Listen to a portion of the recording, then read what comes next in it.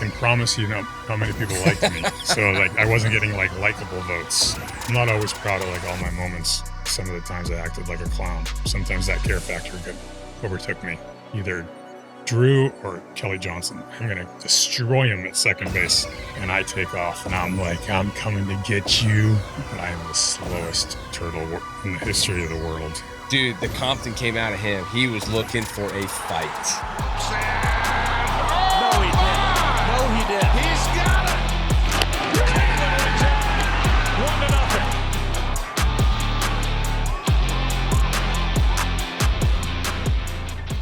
1-0. Today we have three-time All-Star, 2005 Cy Young winner, two-time World Series champ, Cardinals Hall of Famer, Chris Carpenter. Bro, thanks for joining us on today's show. Yeah, thanks. We talked about a lot of really good stuff before the camera started rolling, so we're going to have to revisit some of that stuff. But first thing that pops out to me, you know, Kevin and I, we talk all the time with guests on the show, and like our goal here is to just provide a platform for you, but also for listeners to hear about the entirety of your journey. I think a lot of people can, you know, they're like, oh, Chris Carpenter, like Cardinals legend, big game guy. I can look at the back of your baseball card and see all this stuff, but they don't see everything that took place beforehand to get to that point. And the first thing that pops out is New Hampshire.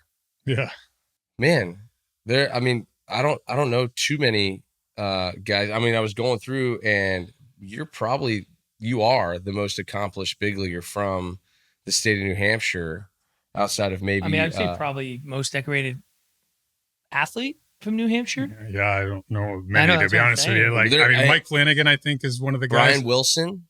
Yeah. Bob Tewksbury. Yeah, Tukes. Sam Fold. Yeah. You know, he's making his name in the front office. Mike Flanagan.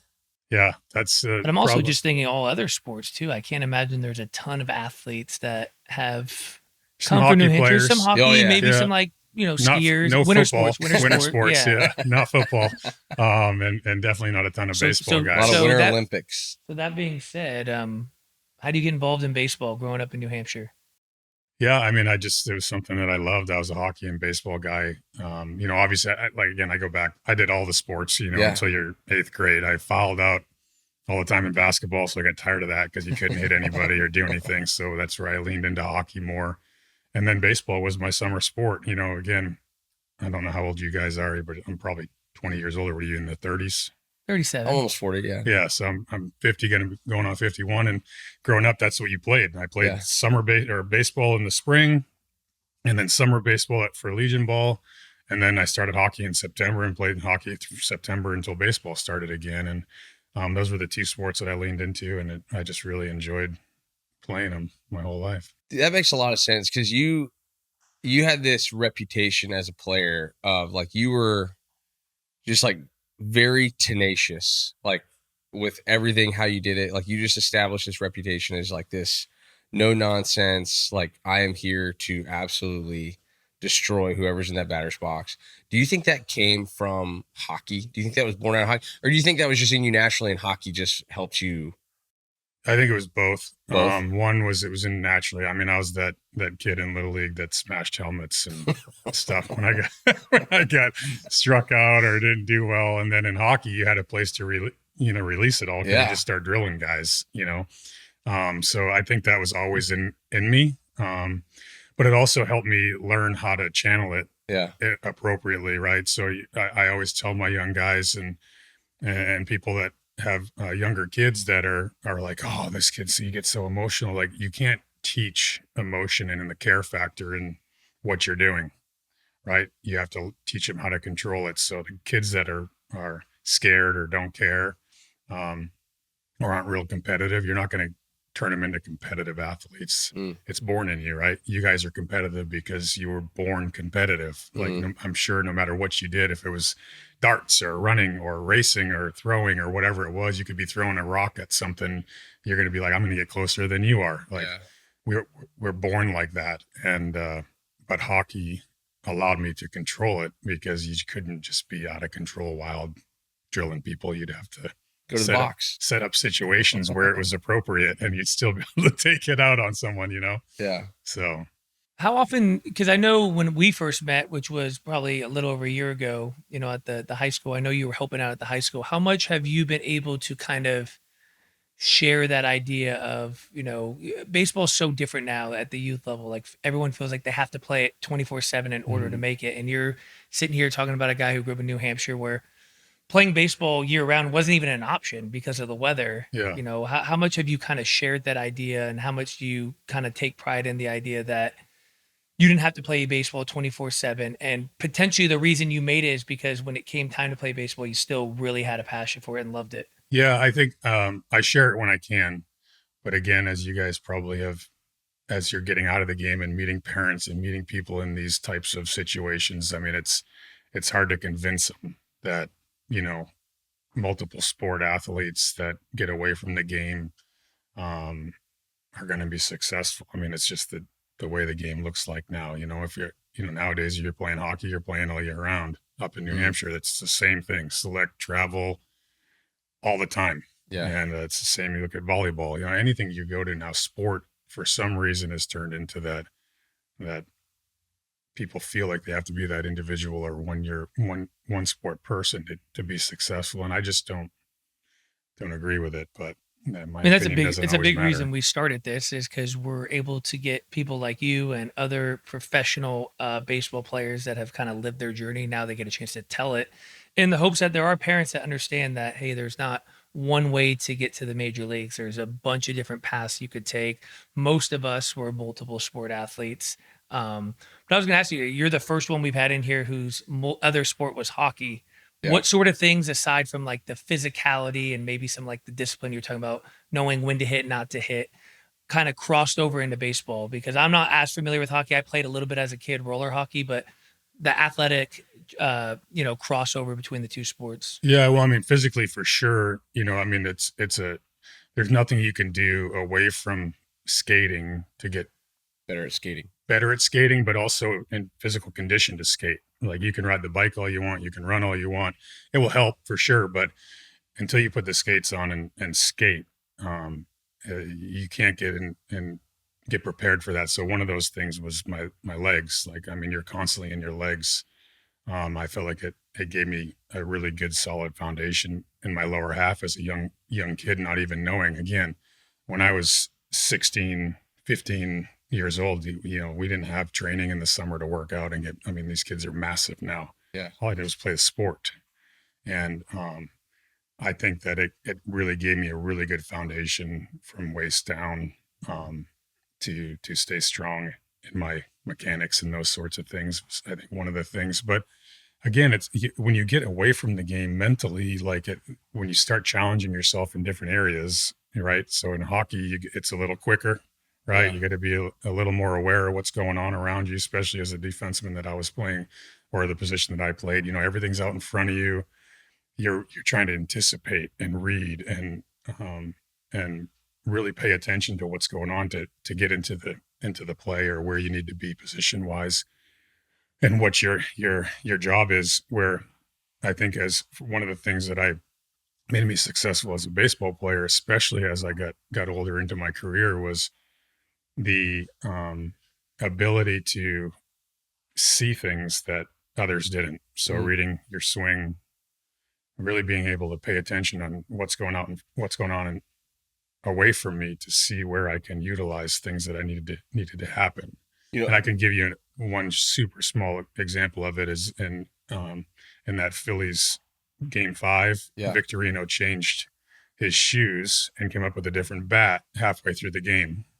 And some people never even noticed that, but I'm up there and I'm like, either one, he doesn't like the way his shoes are, something's not going on that he likes. Yeah.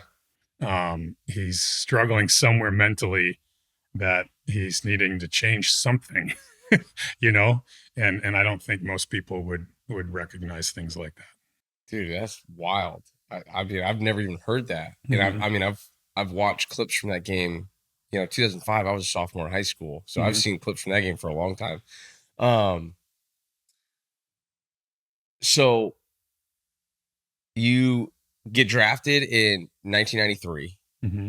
So did you stop playing hockey in high school, or were you a two-sport athlete all the way through? Two-sport athlete all the way through. I had an opportunity early in my high school career. So again, back in New Hampshire, hockey wise, if you were going to go somewhere or do something, now I'm not saying 100% of the time, like there's definitely kids that have come out of there that have gone the professional route, or big time college route without specifically just playing hockey. But there was a thing at that time where you'd go away to prep school and you'd go stay at, I could go to Vermont or Maine or Minnesota, Canada, Minnesota, wherever it was. There was a few places around the New England area that were pretty high level prep school hockey. And I had multiple visits with these to go play hockey my freshman year, but the only thing, they wouldn't let me play baseball.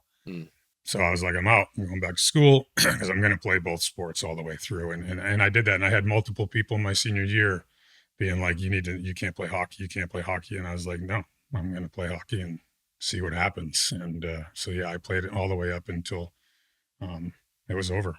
That's awesome. So when you get drafted, you're 15th overall pick by Toronto.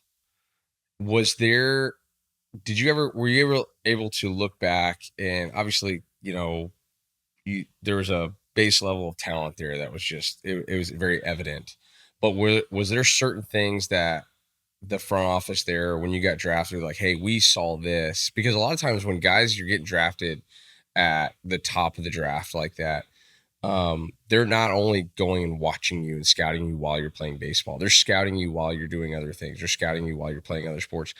Do you think part of the reason that they were drawn to you, you're 15th overall pick, that's pretty high. Did they spend a lot of time watching you play hockey? I don't know. You don't know the answer to that question, to be honest with you. But what I do know is, again, like growing up, and again, at the time in my career when I got drafted, a lot of people, especially the Toronto organization, and again, as you guys know, being with multiple organizations, everybody has their philosophies and what they're doing. Well, at that time, Toronto was just big-bodied, hard-throwing, physical young guys. Yeah. Like they weren't a college. They didn't draft a ton of college players pitcher-wise. Yeah. They wanted big, high school, big-bodied big guys that threw hard. And I was expected, or whatever you want to call it. Again, we didn't have all the technology that we have now. So you get the weekly or Baseball America, and that's how you'd know where you were going, And so I was projected to go in like the sandwich picks in the middle of the first and second round. And from what I learned afterwards was I had my last start, which was like a couple of days before the draft, was a playoff game, and I had hit 97 in like the seventh inning or whatever, and that for some reason, I guess that's what they were looking for, projected me from there all the way up to the 15th pick in Toronto. I know if Toronto didn't take me, I think the Cardinals picked after me, and then it was the Pirates. One of those guys were going to take me from the scouts, people that I've talked to. So I went up because of that. But just from that one game. Yeah, they saw, because I was a hard thrower. I was probably 93, 95. Yeah. But then they saw that last inning, and I guess, again, you don't know, right? It's not everywhere. They're just got their guns out there writing stuff down, and there's 45 guys standing behind there watching you throw. But I guess I had thrown showed the ability to throw a little harder. And then again, I was same size. When I was a freshman in high school, I was 6'6", 215 pounds. And so I peaked at 15. Yeah. When I was bigger than my dad when I was 13. I was like 6'3", 200 pounds. My dad's 6'1" or something. But yeah, I was that kid that everybody was like, I got a lot of penalties in hockey for elbowing because everybody was shorter than me, and I just hit him with my elbow most of the time when I went to hit him, Yeah, were you doing any other like baseball stuff, showcases at that point in time, where like you strictly got drafted out of high school? Like your high school season? Yeah, no, I mean, I did one thing. I went there. They used to have it's called the Brockton Invitational, and I don't know if they still have that anymore. But no, there wasn't those showcases. The Brockton Invitational was basically like it was in Brockton, Mass, and they would invite multiple players from around the New England area, New York, Connecticut, Rhode Island, whatever. And guys would come in and they'd make teams and kind of play. It was almost like an Arizona Fall League, but for 3 days. Yeah. And that was the only thing that was a showcase that you called it. I mean, you didn't go anywhere and do anything. There wasn't any of that stuff. Who were like, this is obviously back before, like, you could just look up on the internet, like, players in the area, but like, who were like the prominent guys coming out of New England when you got drafted? Because I know I had a bullpen coach, guy that I still, he's from Mass, Jason Beret, and like he was like my guy. But you hear stories like they talk about, oh yeah, this guy was coming out. I think there's another guy. Was it Jeff Allison? Who's the guy with the Marlins? He was like a super high pick and flamed out, super high pick. But you hear some of these names, and some of them, they're like local legends. They just never make it. Yeah. But everybody up in those areas, man, they're like, dude, this guy was. Yeah, I mean, Jamie Keefe was one. Greg LaRocca was a little older than me. He had a cup of coffee with the Padres. Played a lot of his time over in Japan. Jamie Keefe was a Pittsburgh guy. Got drafted by the Pirates in the 3rd round. Then you had myself.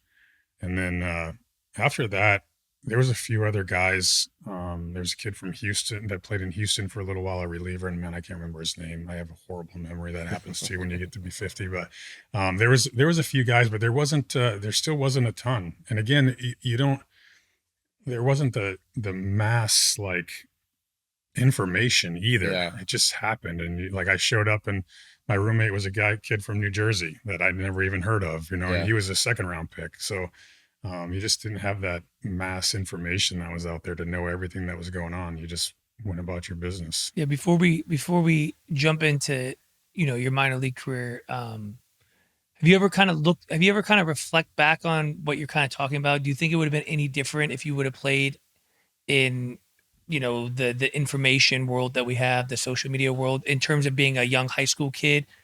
Because I also feel like, I wasn't drafted high or anything, but I felt like me being kind of naive about everything else around me and who I was kind of sizing myself up against, because I still played in the minor leagues. It was still more Baseball America than it was social media. And I feel like it would play to my advantage because I wasn't consumed by all this stuff. I was more consumed about what I need to do in order to kind of prove myself. Yeah, I don't know if it would have changed, but I'm a very off the field, quiet, soft, like in my own corner type of guy. I don't like being out in front of social events and all those things. I don't like being around a ton of people. I just like being by myself. And I think that helped because I didn't have to deal with all that. Like, I don't like when people talk about me, and I don't like good or bad. Like, I don't like all the praises and stuff. I don't like it. I shy away from that kind of stuff. So I think it probably helped me is I didn't have to hear it all the time, and I wasn't around it all the time. I just went and played. And the truth is even going through my senior year, I didn't know what I was doing. I didn't know if I was going to play baseball. I didn't want to go to college, but my parents wanted me to go. So I was like, I guess I'm going to have to go. And I was scared to go out and play. And I hadn't left New Hampshire my whole life. I just played hockey around New England, drove around and played. So I was scared to go visit colleges. I didn't go visit any colleges except for Creighton. And the only reason why I went there was because a teammate of mine that I played with in high school. Was that where you were signed to go? Yep. Creighton, yep. And I went out there to visit because I knew the kid. He was a year older than me. Peter Foy was his name. He was a left-handed pitcher. And I was like, that's where I'm going to go because I know him. I know somebody. Yeah. Which is kind of a crazy thought because, that's like a perfect transition into, so you get drafted and it's your first time leaving the New England area. I'm guessing you go down to Florida immediately. What is that experience like? You're in Florida. You're out of the New England area for the first time in your life. You're around baseball players from all over the country. Yeah. All over the world, probably. All over the world. All over the world. What's that experience like? You get drafted. They call you. First of all, what's that experience like getting drafted? You sign for a ton of money, assuming, as a first rounder. Sounds like you come from humble beginnings, hardworking parents and stuff. Like, what's that experience like? Who were you with when you received that phone call? Because, not to date you, but it wasn't on TV back then. No, it wasn't. You probably even had like a dial-up phone, like a house phone. Yeah, right? House phone. That's a fact. There was no cell phones, no nothing. So my dad took the day off from work, and he stayed home. We were still in school. Yeah. The draft was, I can't remember if it was June 6th or June 4th. I think it was June 6th. We were still in school. We had finals, and then we had a playoff game, the last playoff game that night. And my dad stayed home from school or from work to sit there and wait for the phone to ring to see what would happen. I was in school doing my finals, and then I went to school about 15, 20 minutes away at a private school in a couple towns away from where I lived. And so I had the game, so I was going to just stay up there and prepare for the game. And wait for my dad. Well, my dad then called my school and was like, "Hey, we got a phone call." And so then I went and talked to my dad, and he told me what happened. Like in the principal's office. Yeah, kind of. It wasn't the principal's office, but it was like that. Yeah, it was and well, I guess it was the principal's like whatever front office. So yeah, and I was so excited, man. So I just hopped in my car to drive home to give my dad a hug, and I got in the car, drove home. I remember pulling down the driveway, and I was like started to feel like numb and kind of weird. And I didn't give my dad a big old hug, and he told me what happened and where I was going, and then I got back in the car and drove back to the game to get ready to go play. And That's it was a pretty cool experience. My dad still has the little letter posted on, like it sits on his wall and in the basement of going downstairs into our basement where he's got a bunch of different other things of mine. And it was a pretty neat experience.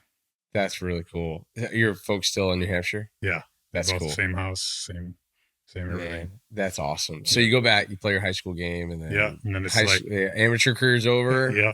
Head off to Florida probably pretty soon after that. It was, again, back then I didn't sign until the end. So really my career starts, like they say my first year is 94. Okay. I didn't sign until August. That was the 97 draft where you had like A-Rod, Wayne Gomes, Darren Dreifert was in that draft. And that's where they started first negotiating. A-Rod, I think, was the first like major league deal. Yeah. Right. That was back when you just kind of negotiated. Trot Nixon was in that. Billy Wagner was picked 13th, and Alan Bennis was picked after me.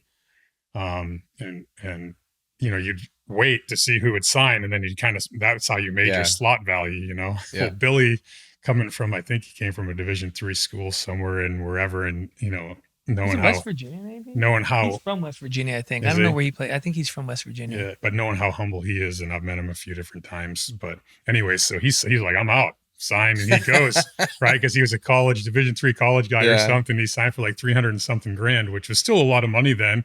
I think A-Rod got like 3 million something for a major league deal. As the first pick. Well, we were all below him, and we're like, "What are you doing?" Like the guy in front of us signed for $1.5 million, and like then you took 300. You just the whole bar different. But anyways, So we're holding out, and of course, then your parents are all involved, and my mom's like, but what about your education and blah, blah, blah. And I'm like, so anyways, we sat around. I promise I'll get it one day. We sat around for a while, and finally it was going back and forth. And I just finally was like, I just want to go play baseball. Mm-hmm. I think it was in August of whatever, the beginning of August of that summer. And I was like, I just want to go play. Can we please, we're arguing over 10 grand. Can we just go play? And so I finally signed. And then I'll share a funny story of, I signed and they give me all of my stuff and all the directions. Again, it's all mailed to you, right? You're not getting emails. It's all mailed to you in this folder of stuff. And basically they're like, you're flying to Tampa International Airport. You're going to get out of the thing. And when you go downstairs to the baggage claim, grab your bags. And when you go out, you'll see a limo out there, and you go get in the limo, and the limo is going to take you to You had a limo? You're going to take, yeah, it was sweet. So they're going to take you to the team, minor league hotel in Dunedin. And I was like, sweet, I get a limo. This is awesome. So anyways, I land, I get all my stuff. I mean, the place is overwhelming. I've never been, the airport's massive. We still had where you like lift the garage doors up in New Hampshire to like get your bags out and stuff. I fly down there, I get all my bags off the carousel, and I go out and I'm looking for this limo. And I'm like, damn, this is going to be awesome. I get to go in a limo. I've never been in a limo before. What was a stinking white van? Dude, 100%. It had to be. I was like, that had a limo in big blue bold letters on the side of it that carried 15 people from the airport to wherever they wanted to go. And I was like, oh no. Yeah, there's your limo. Yeah, so I got in that, threw all my bags in the back, and they drove me off. It's so funny because I was drafted by Toronto too, much different circumstances. But I remember, once I agreed I was going to come down to spring training, which was the same day because my situation was different. But I remember them saying, hey, you're going to be staying at the Baymont Inn Suites in Clearwater, Florida. Mm-hmm. So I go online, I look it up, and this place looks amazing, right? It's like this aerial view where you see the ocean in the background. And then I show up there and it's right off the US 19 freeway. I'm like, how did they make that happen? I thought I was going to be beachfront suite stuff. Instead, I'm you're hearing semi trucks fly by in the morning. So it's just funny that they sell you kind of on this dream. And honestly, you playing when you played, the internet wasn't a thing, and you didn't really probably have these people that you knew that kind of went down that route. So you have no idea really what you're getting into. I had no clue. And then I go, like I said, the first time away from home, I'm staying at, I think it was called like the Countryside Hotel, double decker little motel that you do. And, you know, they'd shut your phones off because they didn't want you in the hotel because they didn't want you to run up the bill, right? You had calling cards or you called collect. Yeah. Right. So they're like, if you didn't have it, you know, they didn't want you running up the bill on the phone.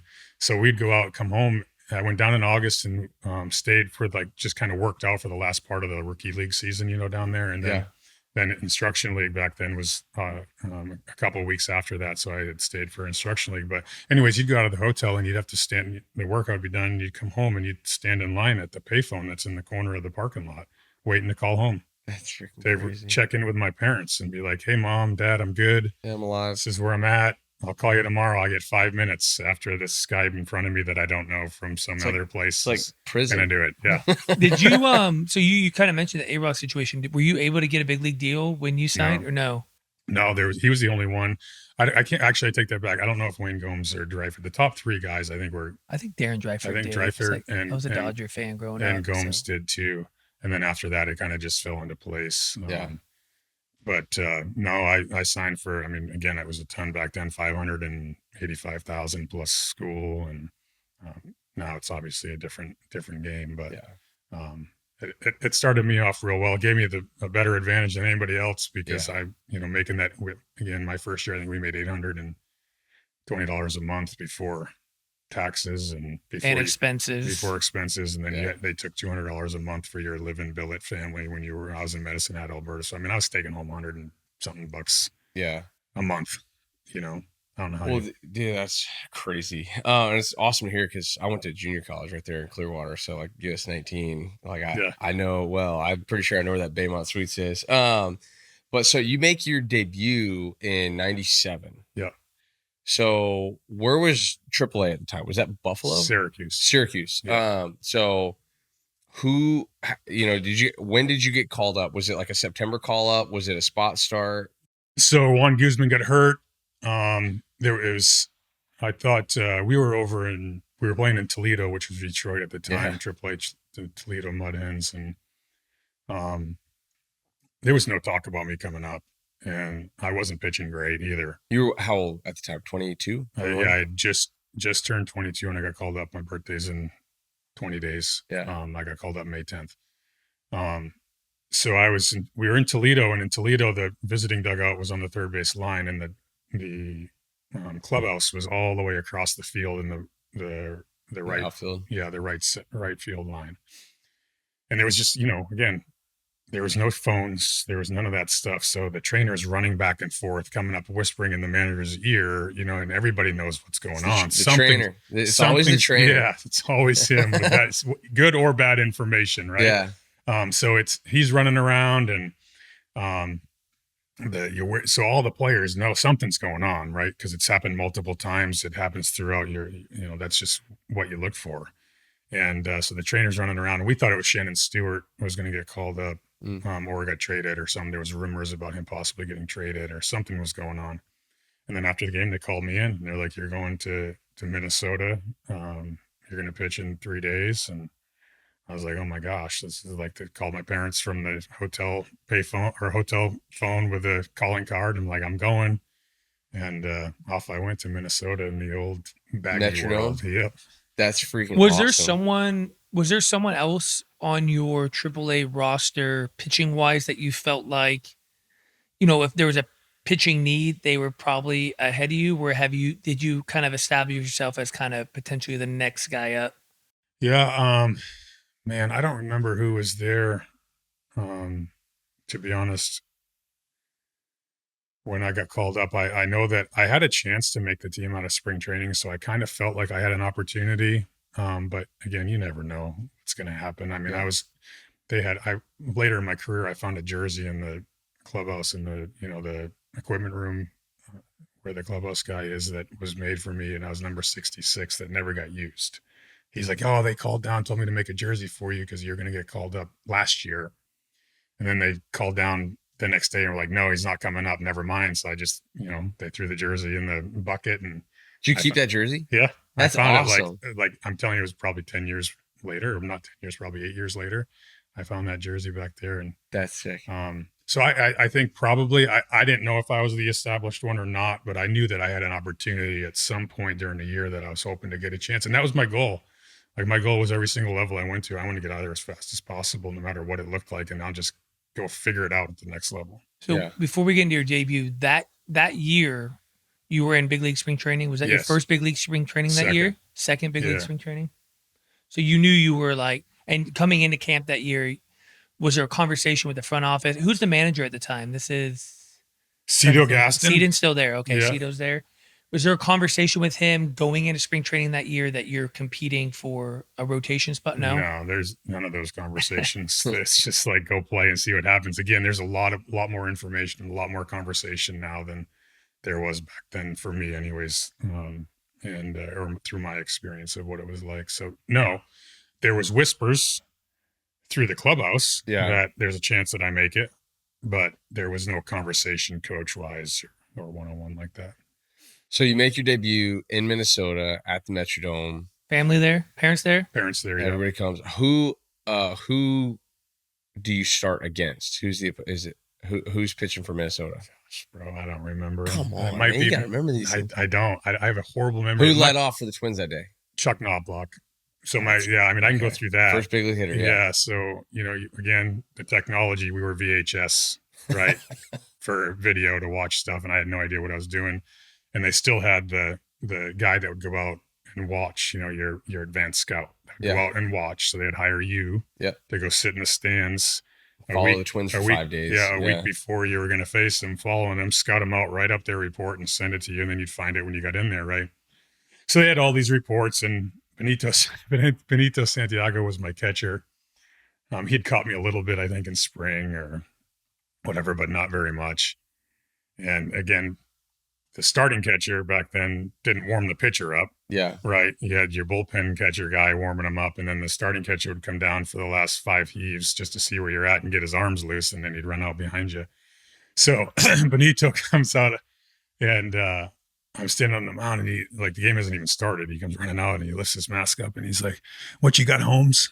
And I was like, "Fastball, curveball, cutter, and changeup." He's like, "All right, let's go get him." He turns around, he runs back. We don't know anything that's going on, right?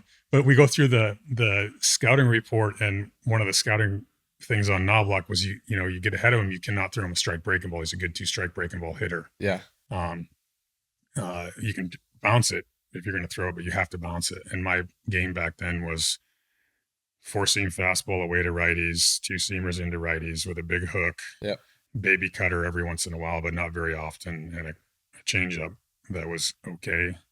And so, that was my game. I'd get ahead in my fastball and hammer my hook. Curveballs, yeah. And I think it was 1-2. I think I went fastball, strike, ball, strike, hook, and he almost hit it right over my forehead. Almost hit me right in the face. And I was like, dang it, there's one. Yeah. Right. I messed that up. And then my first punchy was two batters later, which is kind of cool, was Paul Molitor. That's awesome. I threw him a 2-2 changeup, which again back then he didn't strike out a lot. No, but back then right on right changeups was never happened, and they call that a tripwire. Is that what they call it? Yeah. Right on right or left on left. So I got him on that, and I remember him, like, I threw it, and he kind of looked back and was like, "What in the world?" and kind of walked back. I know he was more mad that he was going to be my first big league punch out than anything, but he's a trivia question now. Yeah, but it was a great experience. Way more and way bigger than I ever expected. I was like, oh my gosh, this is so cool, because the only ballpark I'd ever been into was Fenway, and only went a couple times. I never played in big ballparks. I played in, street ball in New Hampshire. They didn't have many good ballparks in New Hampshire. Do you feel like leading up to that moment, do you feel like you ever kind of got comfortable being uncomfortable away from home? Or are you still kind of figuring out life away from home, and then getting to the big leagues is even grander because you're like, man, all these people, I'm in a big league stadium. Did you ever get comfortable with the idea of leaving home? Yeah, I loved it, to be honest with you. When I got out, I've never gone back. And I got my own apartment. I loved not living at home. Now, learning like culture and different world, the way people see the world differently and all that stuff was definitely a huge adjustment for me. So again, New Hampshire kid, I show up to Minnesota, and again, back then dress code was a huge deal, right? You weren't allowed out of your room without a collared shirt, slacks, and dress shoes on the road. You wore a suit and tie every single road trip, every flight, wherever you went. Well, I only had like polo shirts, golf shirts, and I had one pair of khakis with the braided belt, bro. Like we used to get through the thing, and some slop shoes that like I had no dress clothes whatsoever. And we stayed in this hotel in Minnesota, and it was connected to all the stores and the malls. Yeah, where they got the those crosswalks across. Yeah, like the inside Hampshire wheel. Yeah. So the tubes. That's right. The tubes. Yeah. So I come off the elevator, and I'll never forget. I'm telling you, I had a pair of brown khakis on with these slop dress shoes that I don't even know where I got, with my braided belt hanging down a little bit, with a green polo golf shirt, short sleeve golf shirt. And when the door opened, Ed Sprague was standing there, and he looked me up and down, and he was like, "You better be going shopping." And I am. He's like, "Okay." And I went out and I spent a bunch of money that day buying different dress clothes. I bought my first suit. Pat Henkin was always black suit, black shoes with a collar or a button-up shirt and whatever. So I went to I'm losing my Banana Republic. Okay. Which you don't go buy stuff off the Banana Republic rack. Yeah. That's 6'6", 225 pounds. That's going to fit real well, right? So I go into Banana Republic, bought a bunch of clothes, found a black suit that I could actually look somewhat good in. So I was all set for the rest of the trip. And then when we got back to New Hampshire, or to Toronto at the end of the road trip, Carlos Delgado picked me up at the hotel, which I didn't know. He's like, "Meet me out front," which was another thing that happened back then that was really cool. Delgado picked me up at the front of the hotel. He's like, "Meet me out at the front at 8 a.m. I was like, "Okay." Picked me up in his cool Beamer. I was like, "Man, that's a sweet car. I hope I get one of those someday. Maybe I can." And he took me to his clothes guy in Toronto and had 2 suits made and a bunch of shirts and all that stuff. And a Hall of Famer, in your opinion? Yes. Okay. I'm a Toronto guy, obviously, I love that kid. and he was. You look at his numbers, and you think about the things he was able to accomplish in his career, and he's kind of. If he played in New York or big time LA, he's on automatic. Like, I don't think there'd be a question. I heard stories about him that you could literally go down a bat rack, and you wouldn't have to look at the names on the bat rack, but his bat, it had one ball mark on it. Like, he hit the ball on the same part of the bat every time. He was so good, man. He was he was so good. I mean, he was so prepared. He was so focused on what he was doing. He was the first one that I ever noticed he'd come in after the game, and he'd be sitting. So again, I paid attention to everything that went on around me. I didn't speak. I just watched. And sometimes people are like, "What's wrong with you? Why are you staring at me?" And I'm like, "Because I'm listening to what you're saying, because I want to try to learn something." And so Carlos would come in and sit in his locker, and he'd pull out his little black notebook, and he'd write stuff down, and then he'd write stuff down every single game. And I'd notice it, and I didn't say anything. And after a couple of months, I went over and I'm like, "What are you doing? Like, if you don't mind, why are you?" And he's like, "I'm writing down every single at bat, how they pitched me, how they got me out, or what I hit to get a hit, so I'd have memory for the next time I face him." And I was like, "Dang." And that like generation of players, so I made my big league debut in 2012. And so there were some guys who were, like guys that were in the clubhouse when I got called up, guys like Johnny Damon or Travis Hafner, like those guys. Derek Lowe was in there. And you hear all these stories about like the previous generation of players. And like the game, I feel, we talk about the game today. The game's always the game, right? The mound's 6 feet 6 inches, the dimensions are the same. But maybe how guys prepare or the things they do to try and gain an edge is so different, right? Mm-hmm. Because of technology and all these things. But I remember always hearing stories about hitters setting up pitchers and pitchers setting up hitters and guys having like these, this cat and mouse game that's always playing. And to hear stories like that like that's exactly what guys were doing. Like the guys who like kept those notebooks and the guys who had the greatest recall of like, oh, you know, this guy, he's going to start me out with a first pitch backdoor breaking ball. If it's a ball, he's going to follow it up with like a cutter in. If it's a strike, he's going to go with a, you know, sinker away.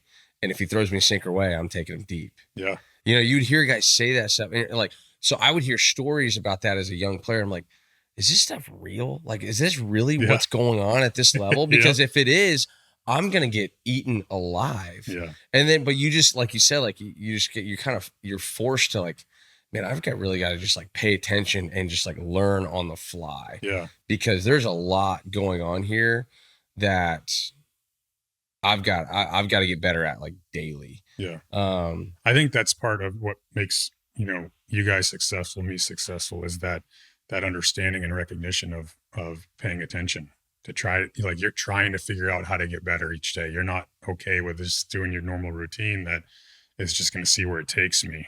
Right. You're watching and learning each and every day, even though you probably had foundations that worked well for you that you stuck with consistently over your careers. But I would stray here and there to try to figure new things out and just watch guys. And why do you do that? And how come you do that? And I think that's part of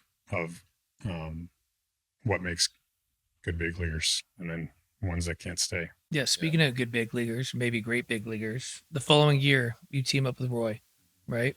Tell us a little bit about kind of your first impressions of him, and then what you guys played together for almost 4 years, 5 years. So Doc took my spot when I got called up. So he came to AAA when I went to the big leagues. And did you know of Doc coming up behind you? Yeah, we were roommates in spring training. Oh, wow. Okay, so cool. I've lived with Doc multiple times. Even in 2011, Doc came and stayed with me when Philly was in town. Like, we were pretty close friends, but nobody really knew that. Yeah, both pretty quiet, private guys. Yeah. So I was with Doc through that whole time where he got sent down and got his whole mechanics tree done. And Doc, like I said, it took my spot in AAA, and then I got sent back down after a couple of weeks in the big leagues. I made 3 starts, and I spent like 13 days in the bullpen and made nowadays you learn that you don't want to be that long bullpen guy, because as soon as they use you for 5 innings, you're out. You're out. Yeah. Sorry, buddy. So I went out and I got called in for that long relief. Goozy got hurt again. Yeah. And I pitched like 5 2/3, pitched the best I had since I've been in the big leagues. And after the game, I got my notice to go back to AAA. Yeah, so that's when everybody's all the pitchers are like, "Hey man, way to pick us up, dude. Thanks a lot." Thanks, and then like, buddy. here's your one-way ticket out of here. Yeah, and I was like, "Dang it, I didn't know that's what happened." So, anyways, I got back down there, and Doc was there, and that's where we stayed together pretty much for quite some time. And another funny story about Doc is, so I go up and I spend the next year in the big leagues, and the rest of that season, I think it was 97. I'd have to go back and look. I can't remember if it was 97 or 98. But anyways, Doc comes up as a September call-up, and I'm supposed to pitch the last game of the season. So I think it was 97. I was supposed to pitch the last game of the season against the Tigers. And Gord Ash, who was our general manager at the time, came. We were standing for, and I also was going to go play winter ball in Venezuela. Supposed to, but I didn't really want to. Yeah. So one came to me and told me I didn't have to play winter ball in Venezuela. And then 2, they're like, "Hey, listen, you finished the year strong. We got this kid that we want to watch pitch the last game of the season. So you're done, and just get ready for next year." It's like, okay, great. I don't have to pitch. Everybody's got their bags packed, ready to get in the car to drive home. I was like, okay, again, learning lesson for me. So if you go back and look at what Doc did that day, he went 8 2/3, no hit, shutout, and Bobby Higginson hit an opposite field homer, and with 2 outs in the 9th, and then he got the next guy out, but he almost threw a no hitter, and that was the last time that I would ever give up a start, no matter who it is, to anyone, because you never know what's going to happen, right? And I was like, I will never give up another start in my life because it's too important. You don't know what's going to happen that day. Wally Pitt. Yeah. Wally Pitt. Yeah. Luckily, there's 5 guys in the rotation. Yeah. I mean, that was a huge thing in my career too. Is my journey to kind of the big leagues, like I never took for granted that I got there. And then even once I kind of established myself, I mean, I played with a broken hand because that was my fear, was like, if it wasn't me, it was going to be someone else. And in my position, there's only one of them. At least in a starting rotation, there's 5 guys. But like, I was always so fearful. I never asked for days off. I always played because I'm like, the one time I take a day off, the guy that comes in, he's going to go off, hit 2 homers. And they're like, hey, we got to play him the next day. And you're like, okay, that's fine. And then he like gets on a roll. Next thing you know, I lose my job. So like, it's so important. Yeah. I go back to, I think that's part of today's problem, which you can look at as a problem or whatever, is like, again, you never went in the training room. The only time you went in the training room was if you couldn't move. Yeah. Right. And you never got, because you didn't want to be on that list. You're on that sheet. They're going to start watching you. And next thing you know, something comes up and you're out. So, I mean, I think it probably, if I played in today's game where it's all about maintenance and anything that's sore or hurts, you come get worked on, I probably would never pitched, first of all, because everything always hurt. Right. And then two, I might have not pushed myself to the point where I ended up having to have 7 surgeries. I would have made myself, like my elbow was so sore that I might have stopped and not gone too far before I had to go have surgery on it, But I think that that's part of it. Today's day and age, like there's, again, no care factor behind your job. Like if you come in today and you're sore, you go in and you're like, oh, I'm a little sore. I need to be skipped. Okay, well, you're going to pitch the next time you are not sore. But if you had a fear that you're never going to pitch again, I promise you're not going to go in and say, oh, I'm sore, And I remember hearing like about that when you got to the big leagues, guys, obviously as young players, like do not go in there. If you have to go in there, you need to be here before everyone. Yeah. And it was one of those things like, hey, you need to learn the difference between playing hurt and playing injured, because everybody at this level is hurt. Yeah. At some point in the season, you're going to be hurt, especially as a pitcher. I was a bullpen guy, and so I look back and like, man, I watched some great everyday position players, and I had so much respect for the guys just to be able to answer the bell every day. Guys like Michael Brantley, that literally just, that guy was duct taped together some days and he just answered the bell. And I was like, man, like, and he did, you do it, it's one thing to do it for a season. It's another to do it for 12 or 13. Like that alone is more impressive than the ability to throw a 100-mile-an-hour fastball or, hit a baseball 500 feet. Like the ability to stay on the field and be productive for that long is, man, that takes so much. It just takes a lot of grit. I think that's one factor.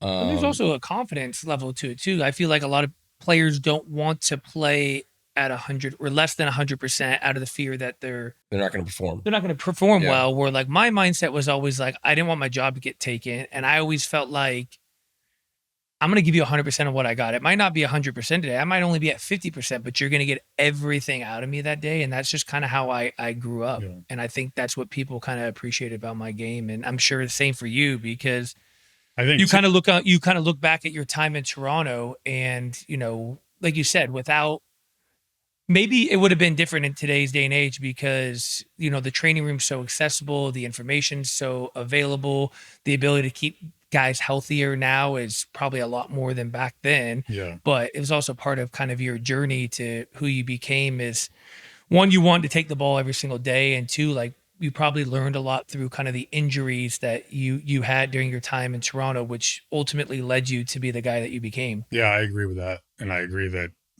again, it all helped me in certain ways. And that's why when I started talking about the game, and it's like, it could be better. You don't really know. Yeah. Meaning like, I don't know if I would have been better. Sometimes I sit there and been like, man, if I could get in the training room, I would have been so much stronger, so much more flexible, so much more maintained, understood my eating. I mean, again, when I came up, you ate, like you just were excited to get in the back room in spring training because they had like checkers. Yeah. And you got invited back there by the veterans, and you didn't have to eat the peanut butter and jelly and soup in the main room. This is big league camp. Yeah. Right. We didn't have food catered in. You had a group of veteran guys in the back with the clubhouse guy that ordered food every day. And if you got invited back there, you were like, I'm in. And if you didn't, you're not. And it was checkers and it was pizza. Whoever wanted wings, Hooters, whatever it was. Who was the guy who let you in? Woody Williams and Pat Henkin let me come back awesome. There. And finally, you guys played together in St. Louis too. Yeah. Woody's still a really good friend of mine. I talked to him. He's awesome. But yeah, I mean, it was just so different, I watched that transition from full beer in the clubhouse, and it's all you did was sit around and drink beer after the game and eat fried chicken and pizza, to now we have full-time chef that's cooking you fillets and salads and 3 meals a day and the beer's out of the clubhouse. There's no snacks and you've got protein ice cream. Like I went through that whole protein ice cream. Right. I went through that whole generational period of transition through it. It was so cool to watch. It's crazy when you kind of talk about, and there's obviously players that played before you too, but just kind of like the generation that you played in, the era that you played in, like how much changed, you know, like when I came in, it was like the food culture, the nutrition culture was already kind of established until the last day. The biggest difference was obviously the technology, right? Yeah. Everything was calculated. Every movement you made on the field could be broken down, you know, and then obviously from the beginning of my time to the end of my time, the evolution of the bullpen was like the biggest thing, right? And then the 4 and 5 starter who was kind of like the journeyman who could just throw strikes, that guy disappeared towards the end. It was stuff. So it's kind of crazy your evolution of eating pizza and wings and beer like before a spring training game to like seeing a chef is kind of crazy. Yeah, it really was. And the workout stuff, you know, the fitness and strength and conditioning programs and again, maintenance in the training room. I mean, again, we had 2 trainers, now there's 7. You know, it seems like everywhere you go, there's trainers everywhere. Yeah. Or nutritionists or meal planners. How many coaches are in clubhouses? That's unbelievable, right? You were just hoping to get like, you had 6, I think, when I was there. Now there's 15. Yeah. Tracking all kinds of stuff. Anyways, yeah, I like that. I like looking back and seeing that transition of the game, you know, going through the steroid era. And I think what happened was people started realizing that strength and power will produce, and you can do it naturally, also healthy ways. And now again, I tell these guys, I go into these clubhouses now with these big league players, and I mean, you just get out of it. So you've seen it, including what you look like now. You walk in and you're like, dang, like these guys are like linebackers. Yeah. And maybe like subconsciously, like as a kid too, I would watch games on TV, and this is probably, so I was born in '89, so like early 90s, mid 90s, like watching games on TV, which you obviously experienced playing kind of in that time, but the players were so relatable on TV, right? Yeah. Like they just looked like normal guys that probably could have worked at the local restaurant or coffee shop, but they're playing in the big leagues, right? And maybe that played to my advantage. And obviously having Vince Scully kind of, you know, dumb down the experience of like, hey, these guys are not like he'd make it feel like they were very relatable to me. Like, hey, they grew up in Southern California. They played at this high school. And I'm like, wait, I do the same thing, you know, and he made it relatable, but also visually seeing the guys on TV, I'm like, they're not superheroes. They're just normal dudes that have like great skills at the game. And now when you turn on the TV, you're like, these are all monsters. Yeah. They're all bodybuilders, you know, they're freak athletes. 90% of them are monsters that are freaks that have been training since they were 12 years old. Dude, and there's a handful of them that like I remember, like we talked about this on our previous podcast, but I remember like first time seeing like Miguel Cabrera up close. I was like, oh my gosh. Like, you know, because as a pitcher, you're used to seeing people from 60 feet away, right? Yeah. You know, they might seem big. I remember his first time seeing Aroldis Chapman up close. I was like, that dude's made in the lab. Yeah. That dude was absolutely made in the lab. Yeah. And like, there's a reason why he's still playing, and I'm sitting here, you know, co-hosting a podcast. Yeah. Because that was like, guy. I got to play with Roger, which was the same. Like playing with Clemens, I grew up with posters of him on my wall as a kid when he was at Fenway. Then I got a chance to play with him, and you know, just seeing the guy work and his abilities and all that is like, it's kind of similar to that. Carlos was the same way. I mean, this guy walked in and I'm like, dang, man, he can one hand balls 500 feet. And I'm like, how does this guy do this? Like, I mean, he's just so strong, you know? So you see that change, and those dudes are massive, man. There was Frank Thomas was one. Yeah. Right. He gets in the box. You're like, dang, Frank's a big dude. Yeah. That's different. You know, he's a different Wait, cat. hold on.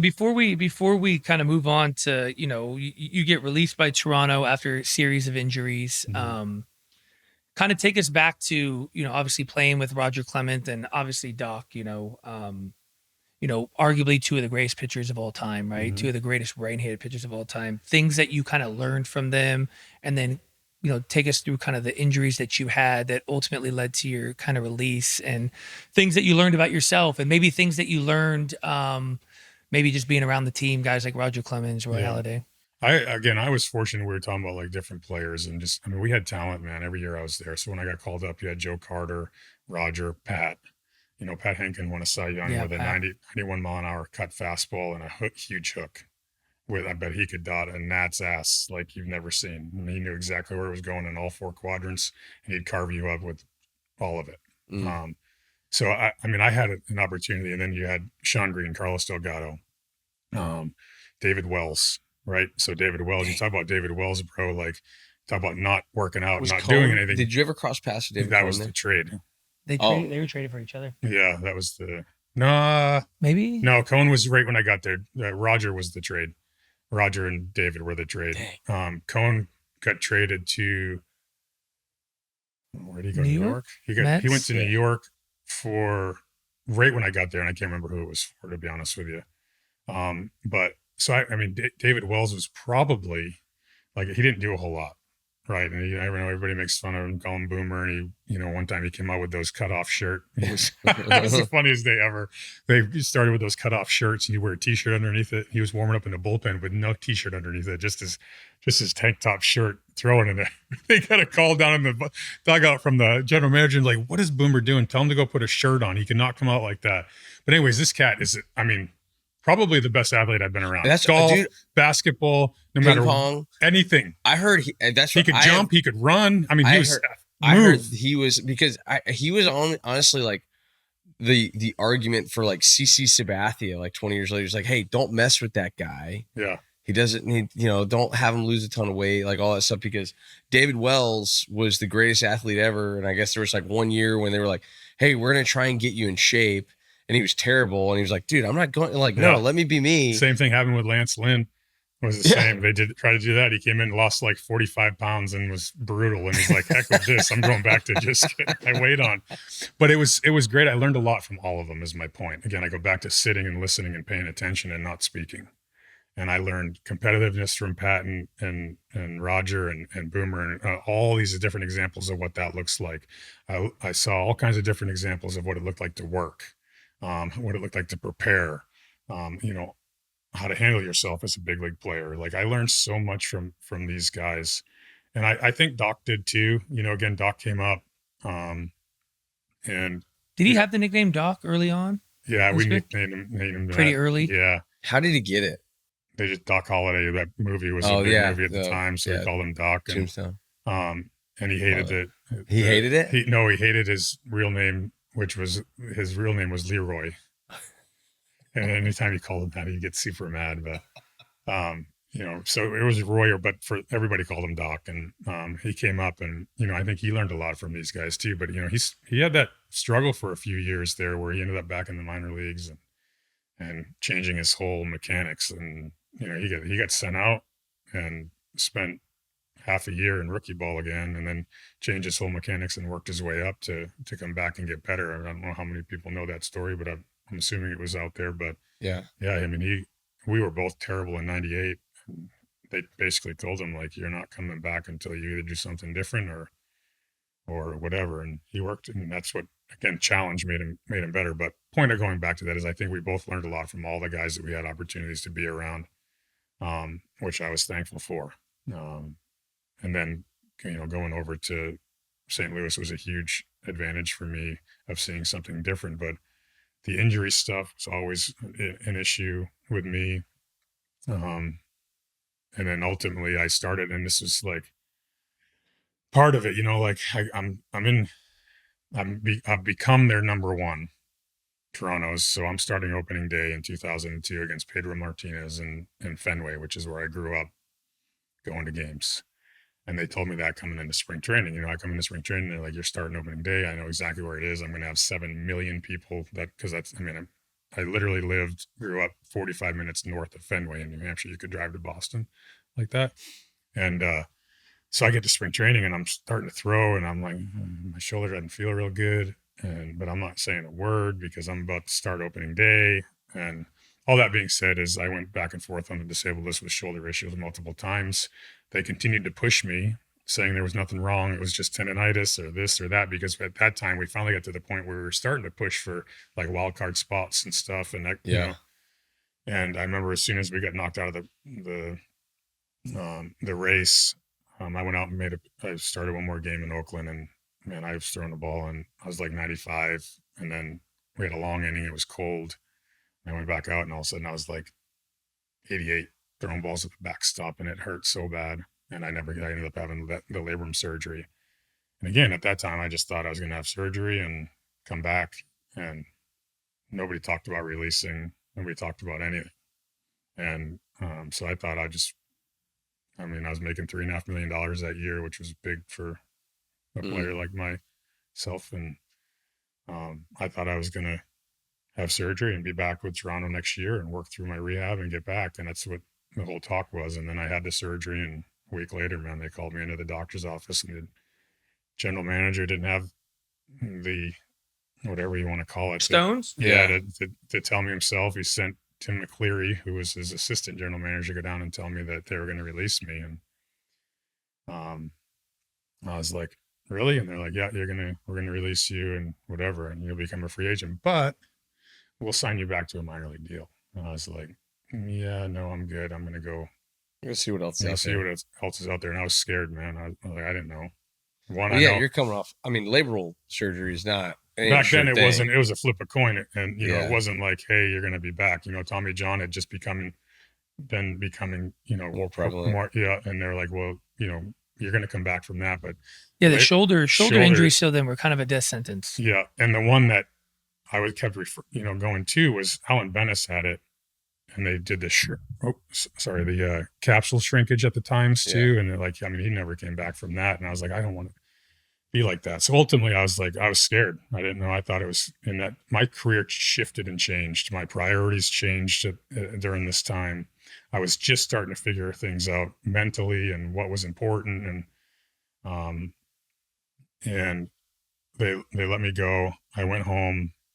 My son Sam was about to be born in November, and people started calling me, and I had about 7 or 8 different phone calls from different organizations, St. Louis being one of them in Texas. St. Louis and Texas were the two that I came and visited. Loved it here. At that time, I was like, I want to play for this lineup, so I can't get any of them out. It was Pudge and Juan Gonzalez and Palmero, and I'm like, I'll just play here instead. And then I went into St. Louis, and it was, Roland Edmonds, Pujols, Edgar Renteria, Fernando Bavina, Mike Matheny was a catcher. Anyways, I went there and I visited, and I was like, this place is amazing. I start visiting those places and getting calls, and next thing you know, Toronto's calling me back up. Hey, we'll give you a big league deal. Come back. And I was like, I'm out. So what do you think, why do you think Toronto pivoted? Do you think they were like, oh, snap, like do you think they were banking on you not getting offers elsewhere and being forced to sign a minor league deal? I think again, I can't speak for them, but my own internal feeling was I think that they thought that I wasn't going to press it, that I was too nice and was going to be like, I'll take whatever it is and come back. And as long as you're loyal, I'll be loyal. And I was. That was like, you bring me back and I'm going to work my butt off. And I showed it in St. Louis. No matter how many times I got hurt, I kept coming back. And I could easily wrapped it up after 2006, going into Tommy John in 2007, and sat on my $75 million that I just signed for. But that wasn't my character. So I think that's what they thought, was that they felt like I was just going to kind of ease into it and be nice and come back and homegrown guy and not go anywhere. What were you looking for? Obviously, at the beginning, you were looking for an opportunity, but as these teams started calling you and you were going to visit, was there something you were looking for? Was it them telling you, we believe we can get you to X, we can keep you healthy? Or is it more just still an opportunity at this point? Like someone that said, hey, because you had to rehab the whole following year, correct? Well, I ended up having to have another surgery. Yeah. So halfway through the season. You missed all 03. Yeah. Yeah. So I was supposed to be back by All-Star break. I was just looking for an opportunity. So again, Sam was, my son Sam got born in November, and I just wanted insurance. Yeah. Is what I was looking for. I was looking for big league insurance. And so all I was like, I'll take which is a big deal, by the way. Yeah. Massive deal. Yeah. I'll be like, I'll take the minimum, which at that time I think was $325, and insurance, and that's it. I don't care about anything else. So that's all I was looking for, and an opportunity. And then I just went by feeling, like the different places, like people I talked to, and knowing history, like again, like talking to different people about playing here in Texas and different people about playing in St. Louis. And at the time, Woody and Mike were there, who I played with in Toronto. Mm-hmm. Pat Henkin actually played there the year before. And So LaRussa was the manager. yeah, there at the LaRussa time, was right? the manager, and I came here and I really enjoyed the people here. Had a great day. Doctors were great. I really enjoyed it here in Texas. And then when I went to St. Louis, I remember getting in the cab going back to the airport, and I called my agent. I was like, "This, whatever you can do, just give me the sign here." And then they signed me to the minimum with incentives, knowing and I was supposed to be back by All-Star break of 2003. And I came into spring training, and long story short, I got to around it was right around my birthday this time, little like the end of this month.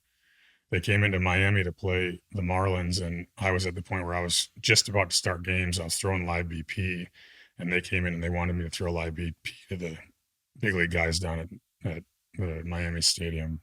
And so I drove down there, got all worked up. It rained, so I threw in the bullpen or in the cage against a bunch of dudes. And I mean, I was just which is insane, by the way. Yeah. That would never be done now. No. Hitting live BP in a cage is wild. Hucking balls. No man. L screen either, probably. No, right? just bring it.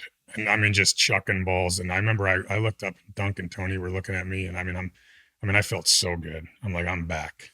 I was like, oh, just firing balls. Nobody could hit me. Tony's like, what are we doing? Why isn't he coming to pitch now? And literally like fifth to last throw, I threw a ball, and I was like, and I felt like this little twinge in my shoulder, and I was like, damn, what was that? And I got through it, went back. Everybody's like, hey, Carp, you look great. And I went back, drove back up after the game, and woke up the next morning, and I couldn't wipe. I was like, oh my gosh, my shoulder hurts so bad. And I didn't say anything, and I just kept working through it. And I went from, again, at that live BP, I bet you I was throwing 95 easy to I was just forcing 88 to 90 against these pitching with a mouthpiece rookie ball teams, right? Hurting all the time, thinking it was just part of it. I got to AA to one of my starts. Chris Conroy, who is the big league trainer now in St. Louis, was our trainer there. And I can't remember what team we were playing, but man, I would throw a pitch and the kid would hit it. And I mean, I'm whatever, 30, 27 and 28 years old with 6 years in the big leagues. And I'm just hoping that somebody catches the ball. If it's like he pops it up, I'm like, please stay in play and somebody catch it. Please stay in play, somebody catch it. And I get out of that game and I went in to do my manual exercises, and I couldn't lift my shoulder, and I just looked at Chris. I said, something's wrong. And the All-Star game was in San Diego, the All-Star game, the All-Star game I think was in San Diego, and if it wasn't, it was where our team doctor was, because there was a convention out there. Got on a plane, flew out there. They did MRIs. And what ended up happening was those dissolvable tacks they put into you'll hold your labrum together. Yeah. One of them didn't take. My shoulder or my body rejected it and pushed it out, and it started growing scar tissue around it over that next month of me throwing rehab starts. So I was out there throwing, I went from throwing really hard to 92 to 88 to 87, and it got worse and worse. Pain wise and performance wise. Yeah. Well, no, the way it moved, I couldn't even get my arm up in the position to throw. It hurt so bad. It was stuck.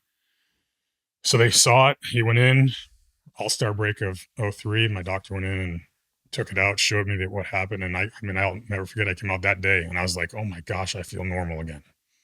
And they took another chance on me. I rehabbed up until the end of the season through a couple bullpen sessions before I left. They re-signed me for the same contract next year. They did the year before that. And that's 04? That's coming into 04. Yeah. Yeah. You were a monster in 04. Yeah. Who was Matheny still catching there in 04?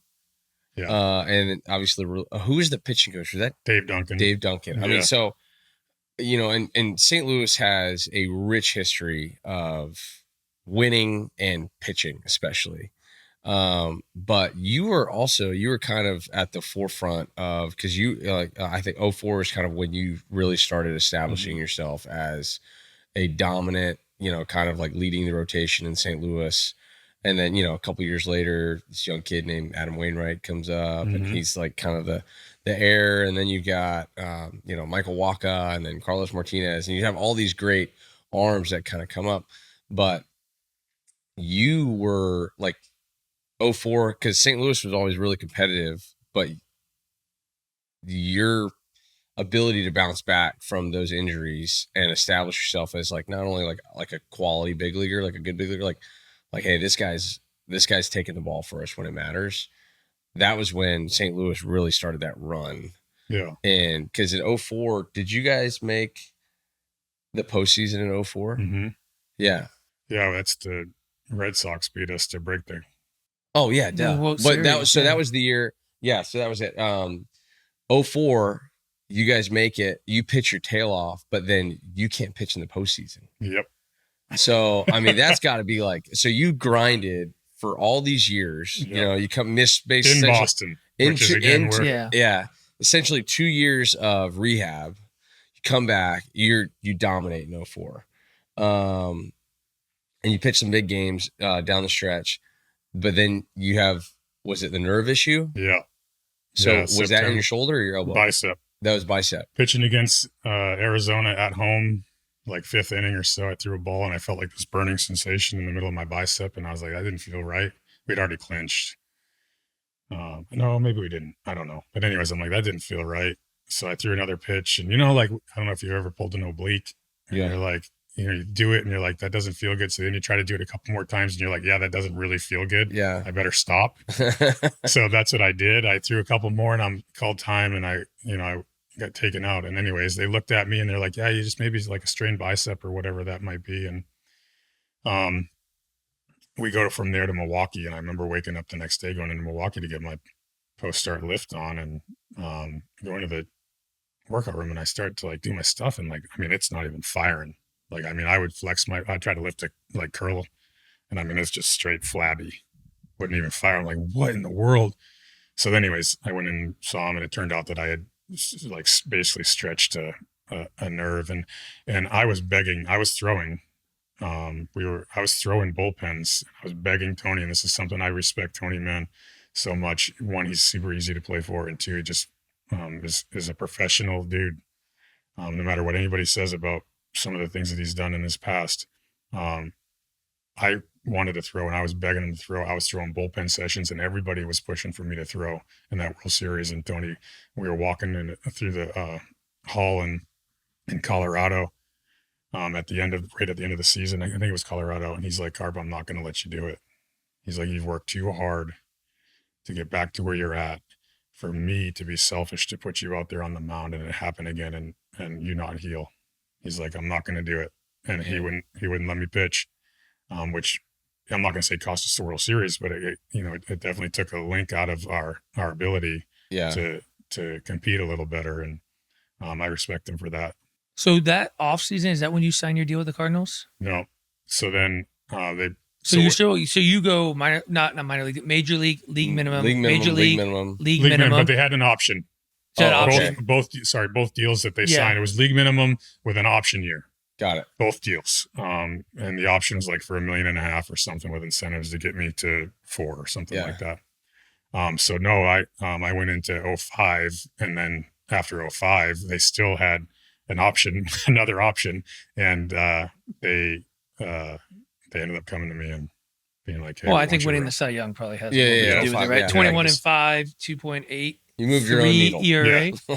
So what changes? Obviously, I would imagine the biggest thing is you stayed healthy for a whole year, like no real setbacks, or mechanically, mentally. I mean, what changed? Is it potentially also the having to sit back and watch the World Series? Like, are you a different guy in the off season? Are you motivated differently? Like, well, what changes? Yeah, I can go in all kinds of different directions with that, and we can sit here for another hour and talk about that. We got nothing but time. So, I mean, going back to 2002, me and Doc's back up, and I think Doc came back up in 2001. After his whole train, maybe 2000, I can't remember, whatever year it was, but Doc's back up, and me and Doc are pretty tight, and we're doing these things, and we're trying to figure it out together. Like, I'm a 500 guy with all the expectations to be exactly what I turned out to be, and that's what everybody saw and predicted. And so was Doc. They saw Doc and they're like, this kid's going to be the next superstar. But there was all these pressures on us, and we were just focused on the wrong thing. We were focused on trying to please other people, concerned about what you thought about us, the GMs thought about us, our friends and family thought about us, instead of just being us and go and compete, comparing us to Roger. Are we going to be like Roger Clemens? Are we going to be like this guy? Are we going to do that? So point of that is the last year and a half or so there, we made a choice to start working with Harvey Dorfman, he's the mental skills. Yeah, like one of the first guys to ever come with this mental skill stuff. He wrote the ABCs of pitching, ABCs of pitching and mental game of baseball. Yeah. And we started meeting with him multiple times, and we just started talking about different stuff. And I started changing my mindset because again, one of the things that I talk about with my kids is I was focused on money. I was focused on stats. I was focused on all kinds of different things that I shouldn't be focused on, which distracts me from the ultimate goal. And that is just to go compete and see how good I can be. Yeah. So, you guys, again, I don't know if you did this or not, but you'd come in the clubhouse in the afternoon before the game, and there'd be a stack of the game notes with all the papers and, league leaders and all their stuff. Well, that's how you tracked it. We didn't have computers in Toronto. Like, you didn't have that stuff. And our owner gave us the first BlackBerry when they came out. Right. So, you'd come in and sit there and flip through it, read the newspaper and flip through it and all that other stuff. And man, I'd always start like first month and a half, dominate. Like I'd be like, and the whole league, and top ERA and innings and strikeouts. And that's where my mind went. Like I'd sit in between innings and be like, all right, if I go 2 more or 3 more, it's going to be a good start. If I punch out a couple more guys, then I'll have this. My ERA, like the All-Star team. My ERA will go to this. Maybe they'll come to me with an extension offer to make some more money, or people will like me. And so that's what we were. And it's just too distracting. What I've learned is you can't pitch like that. So that transition through O2, talking with Harvey, learning how to focus on the importance, then O2, the game getting taken away from me, right? I went from starting opening day against Pedro Martinez, making $3.5 million to nothing, not knowing if I'm ever going to pitch again, being like, oh my gosh. So that off season when I was hurt also allowed me to sit back and focus and reflect on who I am, what I want to do. And the truth is it became okay if I wasn't any good. Like if I was just also the same time your son was born too. Yeah. Right? Yeah. Perspective changes. Yeah. I was like, basically if I'm a 500 guy, or this is what I'm supposed to do, and I can't pitch anymore, I'll go home and drive a UPS truck and deliver UPS. I tell you, I had a much better start than all my other high school baseball friends that I played with. Yeah. Right. I had a better opportunity than that. So I became okay with being okay if I wasn't who they thought I was going to be, which freed me up. Yeah. So mentally, I learned thought-wise how to control my mind, my thoughts, all that stuff. Emotionally and whatever, I kind of learned more about myself, of my priorities, who I was, what I cared about, what I didn't care about. And then coming into St. Louis, Dave Duncan, man. Another thing I share with my guys now, when you talk about technology and all that stuff, as much as you can talk about analytics, like Dave Duncan came up to me and he's like, Carp, like, this is what I want you to do. So at the time like I said, I was sinker into righties, 4-seamer way to righties, curveball, sloppy changeup, because my changeup went to poop after I got shoulder surgery for some reason, and I could never get one back. And my cutter became a little more dominant, but not as dominant as it turned into be. And Dunk was like, Carp, I want you to be he was all about knees, bottom of the strike zone, let it eat with movement, let him hit it on the ground, and somebody's going to catch it. You can't get extra. There's only 2 places to get extra base hits on the ground on the ball, if the ball's on the ground, and that's down the lines. Everywhere else, you're out. Yep. Or it's a single, and they're going to have to hit a lot of singles. 4 of them. Yeah. To score a run. So I want you to fire it as hard as you can down in the zone with sink. And then I had a hard time getting in on left-handed hitters with that ball coming back a lot. Yeah. Especially the guys that were off the plate, like Bobby Higginson, Tony Clark. Will Clark was one that stood way off the plate. Like, cause you try to get it to that space, and I just couldn't get it there well. So he's like, I need you to be more cutter dominant too, and it helped you get them off that fastball. Mm-hmm. And that's where it changed. Like I turned into a fastball cutter guy with my curveball as my third pitch. I could throw them all pretty much when I wanted to, where I wanted to for strikes. I was able to command the strike zone well. I could recognize I started learning how to pay attention to hitters and swings and all that stuff. And that's where it changed. And I tell the guys now, man, because now you can go on this TrackMan and Rapsodo and all that stuff. And if I threw my 4-seam fastball outside to Juan Gonzalez and he hit it off the scoreboard, the guy would come back to me and be like, you don't have a good spin rate for your 4-seam fastball. You can't be throwing that ball. It's in a dead zone. They're going to smash it all the time. You need to do something different. That's what they do now. They're like, your spin rate is more dominant for a sinker guy. So we go back to throw your sinker. Well, if I knew that when I was 20 years old and not 28, it would have been a totally different game for me. So that's where it changed. So then going into that, so I had multiple changes in my life. The mental, being able to control my thoughts, which was really hard, but I learned how to do it well. And that's what I think ultimately made me most successful. The ability to change my repertoire a little bit and learn how to do that. And then, health was definitely a piece to it. Dude, I mean, because 2005, and Duncan, like he had such a great reputation of, he was kind of one of the first guys that at least I heard about was like, he was like, hey, we've got to keep the ball in the ballpark. We've got to, we're going to throw a ton of fastballs. We're going to throw a ton of strikes, but it's got to move, right? We can't just sit here and pump 4-seamers unless you have like a special one, right? And back then, the special 4-seamer was they called it the invisible. They're like, man, this guy's like, he just threw it right through, right? You guys throwing, it's like, I remember like Koji Uehara. It was like, dude, this guy's throwing 88 and guys just can't get on it. Yeah. Well, now we know why, right? Like now, there's things there. Another St. Louis guy, too, that was another one that had like that special 4-seam was Shelby Miller. Like I remember when he came, it was like Michael Waka too. Yeah, Waka. I mean, and he painted. Mm-hmm. Like he was one of those like rare young guys. Like he basically came straight from A&M to St. Louis because normally it's like, hey, this guy's got great stuff. We need to give him some time to learn how to pitch. He already knew how to pitch. Like he was moving, like he could move the fastball around, located well. And then you add, a catcher like Yadi, who's like, hey, just follow me and you'll be fine. And guys can do that. But yeah, Duncan, you start throwing a lot of 2-seamers. And I went back and watched a lot of videos from some of these big games that you threw. And man, you were living on some guys' fists. Yeah. I mean, you lived on some knuckles. And Matheny was still catching. It was 05 first year Yachty, or was that was first year Yachty? Yeah. Yeah. Because so I know what was I mean, you win a Cy Young that year. You talk about all these changes physically, mentally, pitch repertoire. How much did you feel like he played a factor into?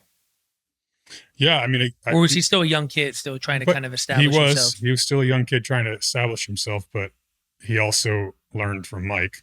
Yeah. And we also had a really good catching core, like coordinator and stuff that was good. But my point of what I was going to say was he was still young, but he was as prepared as I was. He had a reputation as like he had unbelievable work ethic. Watched as much video as I did and had an idea. Now, I called my game, but for the most part, we were on the same page because of his work and my work of preparation. And then when in doubt, I just went with him because I trusted. It's all about trust. Like just same with Mike, I trusted that Mike was going to call a game and be paying attention. He's not just throwing fingers down to throw fingers down. So Yadi played a factor in it for sure. Like one of the things that I loved about Yadi was little things, but it's not little. I was not afraid ever to throw a ball in the dirt. No matter what the situation was, runner on third, nobody out, didn't matter. Like if I was going to throw it in the dirt, I trusted that he was going to block it. Now, did he block every single one? No, but I had the confidence that he would and at least put his effort into it. So it saved me a lot of runs because you get guys on third and it's a pitch that you can get a guy out with and you're confident he's going to block it. Like that's something that helped me. So the point is, yes, he was a factor of it too. I can't emphasize enough like how important, because I was a curveball guy too. Like I needed guys to swing. I had to throw the ball below the zone to get guys out. And a lot of times I'm pitching late in the game in a tight spot.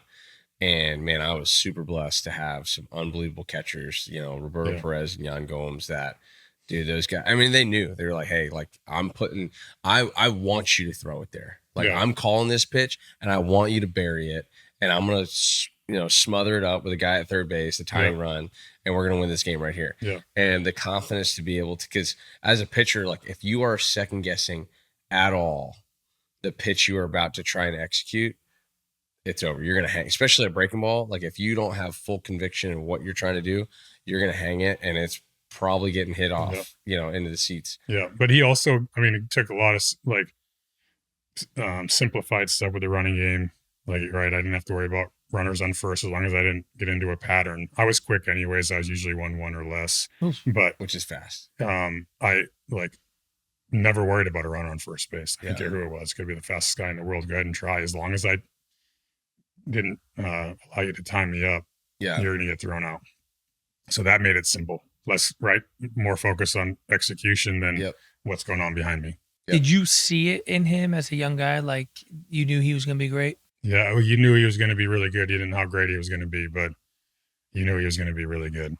Yeah, he turned into, I mean, he's just arguably he's the standard. Yeah. He is the standard, at least especially defensively, probably the standard. Yeah. And I think the thing he doesn't probably get enough credit for, and you witnessed it firsthand, is he turned himself into a good offensive player. He wasn't much of a hitter early in his career. Mm-hmm. And maybe some of that was trying to establish himself as such a good defensive catcher that pitchers wanted to work with. Mm-hmm. And at that time, you could get away with it. There were certain positions on the field where if you were elite defensively, they would give you some time to kind of establish yourself with the bat. And it took him a long time in his career to really become a productive hitter in the major leagues. And, I think that's just a testament to like his work ethic and, not being satisfied. It's growth. Yeah. He's just growing. Like he again, you go to the elite players that go, you're trying to learn. Yeah. He wasn't okay with just being great defensively. So then he started paying attention to how they're hitting, why they're, how am I going to be a better hitter? I want to be a better. And he was around probably arguably the greatest right-handed hitter of all time. Yeah. Which was pretty impressive. Yeah. Before we jump into that, I want to ask you, so 2005, you win the Cy Young. Mm-hmm. What's that feeling like? I don't remember, I don't know, was it different then than it is now in terms of like finalists? And do you guys, it's a phone call? Or... It was a phone call sitting in my house in New Hampshire. And you knew you were nominated? So you knew you were nominated to be a Cy Young Award finalist? Well, there wasn't like nominations. It was just like... You knew you had a good year. It was me and Dontrell Willis and I think possibly Roger again at that time. Which is insane. But it was really like me and Dontrell. Like everybody was talking about it, like they knew, like we're going to be, one of the guys that wins it. And, again, just blessed. I was sitting at my house in New Hampshire and the phone rings and it's the baseball writer people. And they're like, hey, there wasn't no watch party and all that other stuff. It was just me and my ex-wife, who was my wife at the time, and my son and my newly born daughter. And it was just like, hey, you won. I was like, yeah. Had a couple beers and off we went. That's awesome. And then how quickly after that did the Cardinals contact you about the extension you ended up signing? Yeah, it came into spring training. And so you were still on another option. What was that option for? Because it seemed like you were signing these 1+ deals. Yeah, it was like with a ton of incentives. I think that time it was maybe $3 million with a bunch of incentives to get to like 6 or something like that. But it wasn't a ton. I mean, it was. I mean, I'd take it. It wasn't Cy Young money. No, but no, I think it was just more of a mutual conversation between my agent and the general manager about my production and where I was at. And, there was other guys. Walt signed and Doc signed at that time. There's a few other guys that had signed different contracts at that time. And they came to me. I mean, that was like, again, it was a really cool day. Speaking of those two guys were, they played key parts in your 05 season, Doc and Roy, because 05, you get to the DS, the division series, against the Phillies. Mm-hmm. And one of your, you've got quite a few of them, but one of your most iconic moments of your career is that winner-take-all division series against the Phillies in 05 against Roy. Mm-hmm. And it wasn't like, it was, you guys were battling pitch for pitch for pitch for pitch for 9 innings, and you end up, you were just a run better than he was that day. Skip Schumacher with that line ball down the right field line to score a run, and that's all he needed. So, and it's against one of your closest friends, a guy that you've gone through the peaks and valleys with, you probably both know that you're leading up to this point. Like, hey, if we get to 5, it's going to be us. I don't know if, this is probably back when, guys didn't really talk, when they were playing against each other, but were you guys communicating a lot? Oh yeah. Oh yeah. Oh, Yeah. yeah. I mean, he stayed at my house earlier in the series when they came into St. Louis, him and his awesome. wife and kids. So yeah, I mean, we were talking out, we were sitting at my house, during that series. That's how the Brazil fishing trip came up, where I got to go to Brazil with him in the Amazon to go fishing with him in that winter, that winter in December. But yeah, we were communicating. Now it wasn't like, hey, I'm going to beat you or you're going to beat me. It was just normal communication. And then obviously it lined up because we didn't know if it was going to line up. They were supposed to smash us. Like we had no chance to beat this Phillies team. But we had just gone into their place earlier in the month before the playoffs and took 3 out of 4, I think, from them. And everybody was laughing. We weren't even, and I think again, we weren't even in the playoffs yet. Yeah. This was that year that we came back from 10.5 down. And so we were out in Philly and we took 3 out of 4 from them there. And guys are standing around the batting cage laughing and hugging both teams. Yeah, maybe we'll see you again in play. Yeah, whatever. Yeah, we saw them again in the playoffs and we were just playing. We were good. And so anyways, we go into it and it leads up. So now you got all this tension, not tension, but drama. Like it's Carp against Doc, friends, blah, blah, blah. Yeah. Family knows everybody. And I was just focused on pitching, man. Like I couldn't wait to get and go. I mean, I loved, which is weird because again, I can't stand being like in the off the field, like being in all that stuff. But I love taking the ball in those situations because I got to the point where and I don't know if you guys got there or not, but I didn't care anymore. Yeah. Like I didn't care. I mean, I cared, but I didn't care, if that makes sense. It took me too long in my career to get to that point. And I think, when everything was almost taken away from me at the end of my career, when I still had things that I wanted to accomplish and I got one more opportunity, I had the best 3-4 month stretch of my career. And it was really because I was thankful to be there. And I stopped caring. I was like, I'm just going to go play. I don't know when it's going to be taken away from me. I'm just going to go have fun. Yeah. And it was and I wish I could have recreated it earlier in my career. I think it comes with experience, right? But I got to that point, like through all this stuff that I'd gone through, and sometimes it's hard to say that, right? That you don't care, but I mean, I do care, of course. Like I care about winning, and I care about my teammates, and I'm going to go out and compete, prepare. But ultimately, it's the ability to deal with it differently than it's my whole world is ruined if I don't pitch well. Yeah, right. It's my world isn't ruined if I don't pitch well. Again. They'll still talk about Game 5, but I mean, how many people are going to talk about Game 5 25 years from now? There might be a few, but it's not going to be huge, right? I know, but I mean, I go around now, nobody knows who I am anymore. So that's like, my point is Lance Berkman always talked about like, eventually you're just going to be irrelevant at some point in time, And so anyways, we went into it and yeah, I mean, it was an awesome game. The experience for me was, it was really fun, man. It was like, I remember the towels, like they were so loud, you guys played in Philly, they're so loud and so obnoxious, but great. Like to play there, you love it. Right. But to go in there, you can't stand it. I mean, it's every inning, bro, you'd go out there and come back on TV, come back on and the crowd's standing up, waving their flags, doing all their stuff. 1 out and I would hear it, you hear the volume. Yeah. And then 2 outs, the volume, and 3 outs. Did you love pitching in enemy territory more than like pitching at home? Because you pitched in a handful of big games, some on the road, some at home, but this was probably your first. Was this your first experience in the postseason? 05? Yes. Yeah, because 04. I pitched earlier in the season or early in the series on 4 days rest and gave up like 3 or 4 runs and only pitched 3 or 4 innings. Yeah, but 05 is your first, because 04 it was, like, come on, let me pitch, and Tony protected you. And so 05 is like, all right, like now I get a shot here, right? I get a chance. You guys make the comeback in September, punch your ticket to October, and now you're facing a really, really good Phillies team.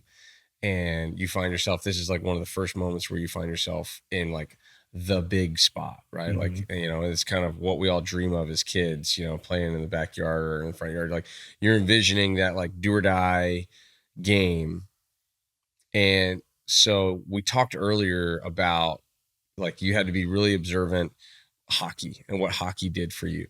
Do you think, because I remember very early on in my career of like, man, I better learn how to slow the game down or I'm not going to be here very long, because there are plenty of times where it's like, you know, there's a third deck and, you know, like there's, you know, the crowd's getting crazy and the game, it's easy for the game to just really speed up on you. And you're, you know, you give up a 3 spot and you walk 2 guys and you get back to the dugout and you're like, what in the world just happened? And so guys started talking about like, hey man, just slow the game down, just slow the game. Do you think your experiences and the things you learned in hockey showed up in those big moments, like in game 5, like where you were able to really slow the game down? Yeah, I would say probably not. I would No. say that the hockey stuff was more being just, you know, visually aware, understanding and seeing stuff. I can go back to the mental part of it. Yeah. So that wasn't the first big game that I pitched in. Spring training that season was the first big game that I pitched in. And I practiced every single time I took the baseball, no matter what it was, on my mental game. That pressure at that game was nothing.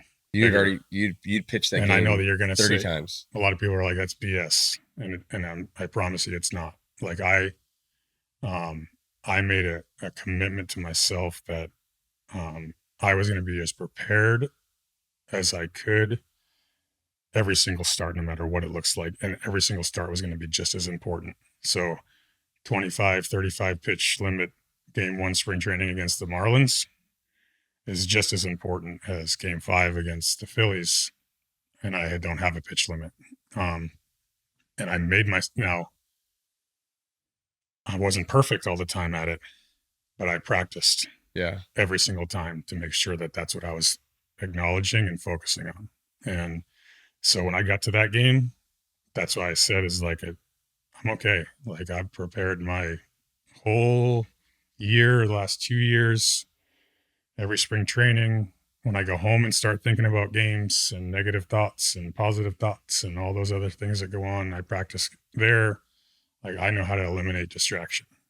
Yeah, how were you as a hitter? And do you remember your at bats against him in that game, or when you're in let's get there, bro. Did you write that down? No, I just thought. Okay. No, but I'm saying when you're in a game like that too, and obviously you're a pitcher first, and that's what you're here to do, help your team win. And you get in that zone pitching and it's that tight of a game. Is there part of you that thinks, man, I'm going to clip him and I'm going to be this hero for hitting? Yeah. Or do you just not care about your at-bats because you're so focused on pitching? Oh, no, I care. I'm nice and relaxed, bro. So we get up there. This is awesome because, again, this is a longer story. Yeah. No, I don't have it written down. It doesn't have anything about baseball, but me and Doc went fishing in the Amazon for 10 days. In December of that, after this series. Yeah. And that's all we talked about. Because I think it was my second at bat, bro. I set him up so bad and lined a ball up the middle for a base hit. I got one of the hits off, and he was so pissed. Slammed the thing down, and he looked over at me like you could tell he wanted to rip my head off. I think that made him more mad than anything else because I set him up at first pitch strike. Second one, I took this like super crazy weird hack jam. Fowler over here, like just slicing ball into their dugout, and I'm turning around and I'm playing it off to Ruiz, and I'm like, oh, my hands, this is brutal. And he tries to fire a four-seamer or whatever down the middle. I just whack up the middle. I was like, yeah, I got him. I loved it. So no, I was. And I don't think neither one of you guys were neither one of you guys hardly ever showed any emotion like on the field. Yeah. Did you give him like a little like smile or anything like that? I know, but we made eye contact. But man, it was awesome. But on the other point is no, I wasn't a very good hitter, but I again took it seriously. That was something that made the Cardinals, I think, had an advantage on others. Was like we worked with like our hitting coaches. Yeah. On just situational stuff and making sure we worked every day on bunting and hitting, not just the slop, get it down 2 times or you're going to bunt 4 times over here. Like we worked on our swing to stay inside the baseball and at least try to foul balls off. Yeah. To give us an opportunity to raise the pitch limit. So our goal was to at least go 5 pitches, either get the bunt down or waste 5 pitches, whatever that looks like. You got a big league grand slam? Yeah. So does he. I got a couple actually. Which is crazy too, because Obviously, a lot of that is Reds, opportunity. right? A lot of that's opportunity, right? I ruined Kip Wells' career. It is over. I love Kip. I know Kip. I played with Kip, but there's a lot of his great career, hitters bro. in baseball that don't have a grand It's so slam. funny. If you go back and listen to the play-by-play, like Cincinnati's call of your grand slam, it is the most like discouraged like you'll ever hear those guys. You're like, and that ball is hammered into left field. and that one was on it. Like, I mean, they were like, are you? It was like that, like no change, like monotone. Like, are you freaking kidding me? He just went yard in a grand slam. The Cincinnati guys hated me. That's the TV guys hated me too. They used to get on me all the time for some reason, but yeah, that was it. That was a day, man. I got a text a couple of years ago. I don't know if it was from Murph or from Brad Hopp. One of them. They were watching like spring training stuff or early season stuff and on MLB Network, and a stat popped up of like the Cardinals like at like first, second, third hitter, like the leader in the history of RBIs in that spot. So like whoever, like Albert had the most RBIs in the 3-hole. Yeah. I still hold the record for the 9-hole. Yeah, I had 6 that day. I went 5 innings. It was in September again. Shut piece. We had already clinched. Threw shutout 5 innings and went 2 for 2 with a granny and a 2-run double off Micah Owings. And he was another pitcher who could rake. He could rake. Probably should have been a hitter. Yeah. So that was a day. Tell us a little bit about, because you just mentioned him too. Just tell us about Albert's greatness. You got to watch him as a young kid, and then kind of, through, a certain point of his career, like what stood out about Albert, and, because we're talking about, I mean, in my opinion, I would say greatest right-handed hitter of all time. Yeah, he's got to be tied for first. Him and Hank Aaron. Yeah, I mean, this guy. You throw Miggy in that conversation, but you can make an argument for any one of them. And when you look at Albert's numbers, like pure hitter, power, didn't strike out, clutch factor. Again, smart, like one of those guys that walk through the dugout and just, grounded to the shortstop his first time up and came back and was like, I'm going to hit a homer next time up on this pitch in this count. And he'd come in and they do it, and Homer, he'd come in and laugh, and I told you so. And everybody's like, oh my gosh, Albert. Like, but yeah, he was amazing. Do you think that's also you talk about being prepared, but do you think that's also confidence too? Like either you have it or you don't have it. Like it's hard to fake confidence in this game, but because I've been around players like that too, where like Josh Donaldson stands out to me. Like he would do the same thing. He ground out to short. There was an element of being prepared. Like, okay, I know how he got me out. I set him up for this next at bat, but then to have this ultimate belief in your ability to be like, well, I'm taking him deep next at bat. Like, I would have been the guy like, yeah, I mean, he got me sinker in, I might try to like push him out, or I'm going to look for that sinker and I'm just going to try to hit over like the third baseman's head, maybe a double. These guys are talking about like, no, I'm sending him so far into the bleachers that I'm embarrassing him. Yeah. Like I didn't have that level of confidence. Yeah. I think for sure that it's part confidence, but it's also, again, like when you start building on that, right? Like, that's where, like, even when you talk about my Cy Young year, like I'm not going to toot my own horn. I'm a humble guy that I don't brag on myself. But we walked into Arizona. Sean Green was the next team of mine, and he was playing in Arizona at the time. Or was it LA, whatever it was. I walked in and we were chatting a couple days before my start. And he's like, you're going to win the Cy Young this year. And I was like, I know. Like I was confident enough that I knew when it didn't always happen, but I was confident that I was going to give you my best and I was going to outlast you and I was going to beat you. So I think Albert had that confidence, but it comes with just consistent growth of your preparation. You always hear that saying, stick with the process, stay with your process. Like everybody says that in multiple different ways. Like when you have confidence in what you're doing every day, prepared wise, and then you see results doing it, there's nothing you can do but grow confidence in it. As long as you stay trusted in it, and as soon as it starts going sideways, you don't revert to something else. You stick in your Man, you stick. I got to ask you something before Cody takes you somewhere, because my brother listens to the show and he gave me some kind of feedback. He thought it would be good. People that, and I think sometimes we're in here and it's like we've played and we're trying to extract so much out of you and trying to give people like an inside look of your career, but also like big league stuff. But the one thing he wanted me to guess was, You sign for $75 million, something like that. It's the first thing you buy. What do you buy with $75 million? When you sign that deal, like you buy, like I bought a house. Bought a house. Bought a new house in St. Louis. You got to treat yourself to something. You've worked your whole life to make this type of money. So yeah, I started driving around looking at big houses in St. Louis, knowing that I was going to stay there. That's what you want to know. Because like people that never like played and been in the clubhouse, like these are the things they want to know. You know? Like all this stuff's important, but like I never got a big deal, right? So like I never had this like one moment where like I was guaranteed a ton of money at once. Like I made money like over a slow drip in my career. Like no one ever said $75 million. Like if I signed $75 million, I'm like probably doing the same thing you. Oh, yeah, I'm going to go find a big house. Yeah, that's what I knew I was going to live in St. Louis because I got the contract. Yeah. I'm going to find myself a really nice big house to live in. Yeah. Now I know I'm going to be here for a little bit. Yeah, the whole deal. My kids were going to go to school. He'll enjoy hearing that. We were going to go to school there. And that's awesome to hear too, because, you know, kind of what you talked about earlier, when you and Doc went to work on your mental game and all the things that were like distracting you from taking your game to the next level. Mm-hmm. Like, you know, all right, if I do this, I can sign this contract, or maybe they'll give me an extension. And once you kind of were able to like really push that stuff aside, just be like, you know what, I'm just going to go play. I need to really focus on like where my feet are and just go play. And all that other stuff is a byproduct of just being prepared daily. And then bam, like you win a Cy Young and the contract shows up. You didn't, you know, it wasn't like, all right, if I win a Cy Young, I'll get the deal. It was like, I'm just going to pitch. And then, they call me at home. Oh, you won the Cy Young. Yeah, that's freaking awesome. Way to go. And then show up in spring training, you know, you sign the deal.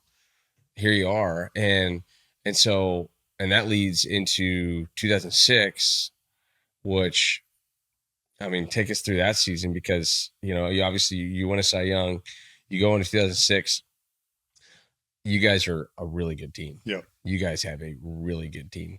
And you lose a tough one to Houston in 2005. You know, Roy Oswalt just pitches a gem and wins a tractor. What's that? And he wins a tractor from his owner. That was like when they came back to games, whatever it was, game 5 or 7. Whatever it was. The owner's like, I'll buy you a tractor. What do you want? And he wins a tractor. Yeah. And he's the NLCS MVP. Yeah. And then they go lose to the White Sox World Series, and you guys come back. And 2006, you guys show up. You're a favored team, right? Like in 2005, you guys kind of came back, you know, from 10 games back or whatever it was, and punch your ticket, and then you beat a really good Phillies team. But in 2006, you guys it's clear, like you're the ace, the reigning Cy Young guy. You got Albert, you got all these guys there. You got a young Yachty who's growing. So now you guys go into the season favored. You get through the season.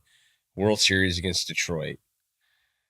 Walk me through your first like experience. Like now you're past it, and I know you know it's every game is the same, whatever. But the World Series, like there is something very different about playing in the World Series. You're the last two teams there. You're the only game on. What was that like?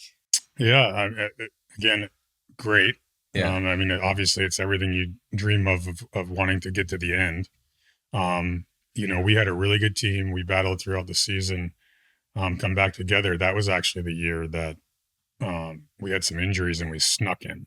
Yeah. At the end. And Jimmy got healthy right at the end. I think Scotty got healthy right at the end. Like a few guys kind of just came back together being healthy, and we ended up with our whole team back together. We went into San Diego. I think it was San Diego, LA, or maybe the Mets. I can't remember. So anyways, we go in and because the Mets were the favorite that year. And that's right, because Waino was that when Waino came up and was closing for you Waino guys? was the closer, yep. So Izzy got hurt. Waino ends up closing.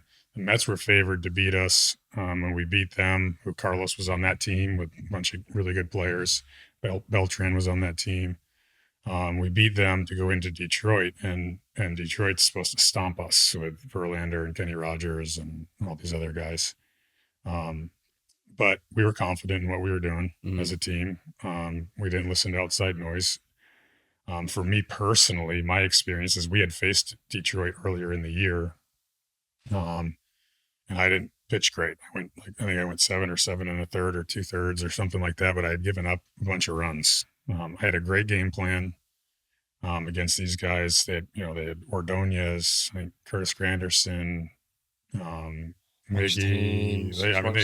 They had so many good players. Yeah.